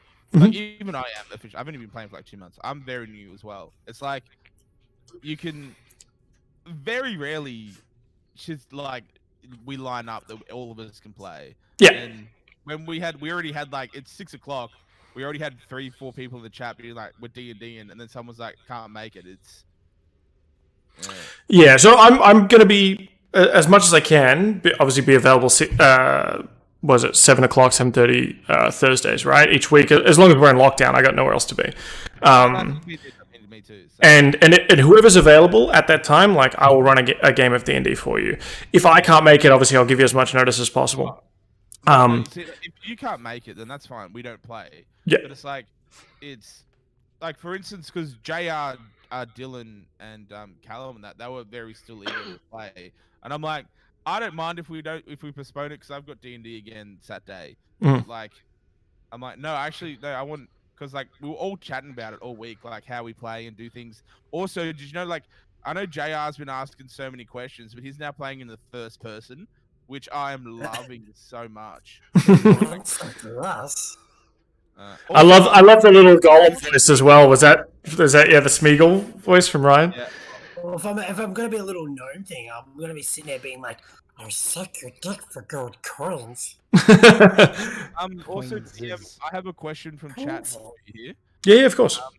So it's Bonkers Y2K.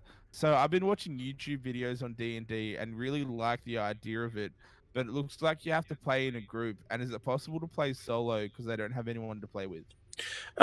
So interesting question. Unfortunately, there's no real way to play solo. There's a couple of board games that do a similar kind of thing, like Gloomhaven, can kind of give you a solo experience playing something like a dungeon crawler. But Roll20 does have a game searching. So if you don't know anyone in your town, there's sort of like people looking for group, and there'll be a DM running the game, and we'll be taking applications or something, right? So you can apply to be in one of those games, and they can tag them with beginner friendly and things like that. Alternatively, if you know a couple of people who might be interested, like this game started because I think I was playing Valorant with Timmy, and it was just like, hey, I heard you want, or no, maybe Dylan was like, hey, I'd love to play D&D, and I was like, I could run another game. That was me. Yeah. Yeah. Okay. Bonkers Y2K. I sent you the link to Roll20. You can actually search for parties and look for people, like as you said in Roll20, and you can possibly find a group to play with that you honestly don't know. Continue, Timmy. Yeah. Yeah. Sorry, Tim. What were you saying? You're a bit robotic there. Oh, Extremely. that's all it was. Was saying that. Yeah. So there's Roll20, obviously. You I noticed when I started opening this thing, there's a thing on the front that shows you looking for group, and it gives you all the information of how to create things and stuff like that. There is a subreddit as well for looking for group. If you head over there, That is bad. I think his name's Bonkers Y2K. Yeah. Oh, my bad. It is. Yeah. Also Bonkers Y2K. Because I do actually know that D&D have brought out a wide range of actually new miniatures and stuff in local game stores. Probably the best bet to go is go to your local game store that sells miniatures any sort of hobby sort of thing. Oh yeah, depending on where he is, in the UK, where they are. In the UK, even the Facebook page of your local game store, right? And honestly, so many people run D&D campaigns through game stores. Absolutely. Oh yeah. I actually used to play a lot of 40k back in my hometown of Sale, and that was Warhammer 40k, and they would be like, "Yo, you got to join our D&D campaign, man!" And I'm like, "No, I just want someone to play with my $1,000 worth of models. I don't want to play D&D with y'all. I got friends for that shit." So this UK champion, look up D&D Adventurers League. So this is the official organized play by D&D, Wizards of the Coast, and usually run by gaming stores. I just didn't think of gaming stores because I'm in Victoria, which is super lockdown, right? So I didn't even... And he doesn't have those kinds of stores. I'm like, wait, don't you have all those kinds of stores? You definitely have those stores. There's Just depending on Facebook where it groups is. for everything these days, man. You can look up. Yeah.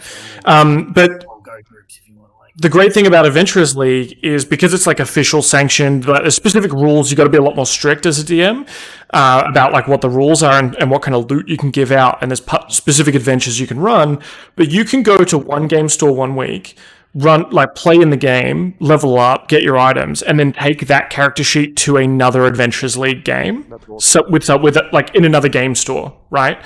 So you keep your character with you. If there's an expo like a PAX, like PAX Aus here or something like that, there's usually Adventurers League games, so you can bring your character along. So even if you don't get to play very often, you can go hunting for Adventure League games and kind of keep that same character through those stories.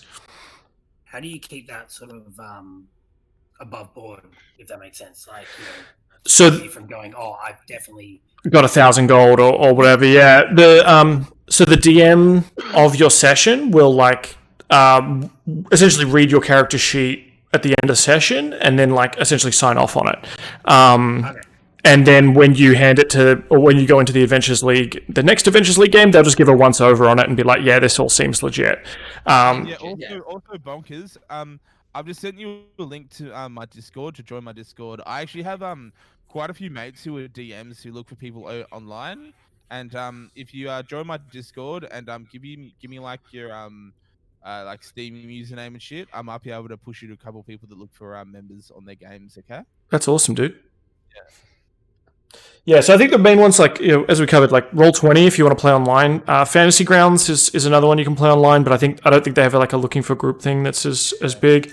Subreddits like I think there's an LFG subreddit, or the D&D subreddit can be a good place to start. And then if you want to play in person, the Adventures League. Ultimately, like, ask people at work or like ask some gamer mates who you play, you know, Valorant, League of Legends with and stuff like that. Even if you have to DM the first couple of times, like, you're going to get them hooked pretty quickly. And after playing with some of my mates, you know, you get to a point where someone steps up and goes, oh, mate, you know, I've got this cool idea. Like, if you want to take a break, I'll run a couple of sessions and do that. So it can be a really good way to stay social online as well. So I hope that helps, Bonkers. I've just in the time that you guys having a chatting away. I have made a new character. You're not dead yet, mate. You're not dead yet. Just in case, because it's inevitable. Nah, it's not. You can't It's do a with us. it's a 50-50 chance. Look, we've been trying to get rid of you since day one, so. Or I mean, if we have people queuing up to play D&D in this group, maybe it is your character dies, you're out. Okay. I thought I was. Wrong with admin privileges. What happened? What? He like keeps kicking everyone that talks. Right, I'll be back in 1 second. Everyone can chat. Go 1 second. Sure. But yeah, we'll chat. I'm gonna go to bed soon because I also have work in the morning. But I had a lot of fun. It was sort of thrown in the deep end for Ryan. You handled it amazingly. I love that you just sort of went, "Can I do this?" And mate, if it sounds good, I'm going to let it happen, you know, within reason. You also wanted to suck people's souls out. I think I drew the line there, which is, I think, reasonable. Hey, I could point you in the direction of some girls who could definitely. Yeah, but they're not level 1, mate. They didn't come out the fucking church like that. Actually, no, point me Oh, to that speaking of church, I'm pretty sure that's probably where they learned it. Well, I mean, you spend all your time on your knees. You learn some skills, but that's the leveling up process. You gotta pay your dues. Yeah. Pay the tithe. Pay the toll. You know what I just bought too, guys, which I'm fucking really pumped about because I forgot it was coming out. But it just came out. Destroy All Humans, the remake. Yeah. So for anyone who's still hanging out in chat, thank you very much for watching. I'm going to end the stream here in a minute. It's just us talking bullshit now. There's people playing it online. So if you enjoyed this at all, please hit follow or whatever. Thank you very much to the subscribers. I got obviously my boy Buds keeping me hydrated as well, and Twit Games, my first ever 2 subscribers, as we just hit affiliate just a couple of days ago with the first stream, I think. So that's fucking bonkers. And head into nonfictiongaming.com to kind of see. I've got a bunch of guides about D&D and how to play certain classes and stuff that might be of interest to you. So yeah, cheers. Alien, you go probe both cows and humans alike. Alright, so who has golf with friends? Alright, I'm going to bed because I'm going to get up early in the morning. Timmy, Yeah. you got golf with friends? Yeah, I do, but I've got to leave at 2 because I can't talk anymore. Lana's got to go to bed too. 2? You said it 2. And Lana's got to go to bed too. 2, yeah. So It's what? like 3 hours. No, so what? Yeah, come on, Timmy, have a beer, have some fun. No, I can't, sadly, Don't not be a tonight. puss. Don't be a Love you, puss. boys. All right. Lovely evening. Thank you very much, team. I'm also going to head off. Thank you very much. Thank you very much, DM. No dramas. Your DM daddy is so proud of you. DM, yeah. Oh, you'd be Maybe. my daddy. Pull my hair out of your hole. See you, lads. They actually debarts. Look, Right.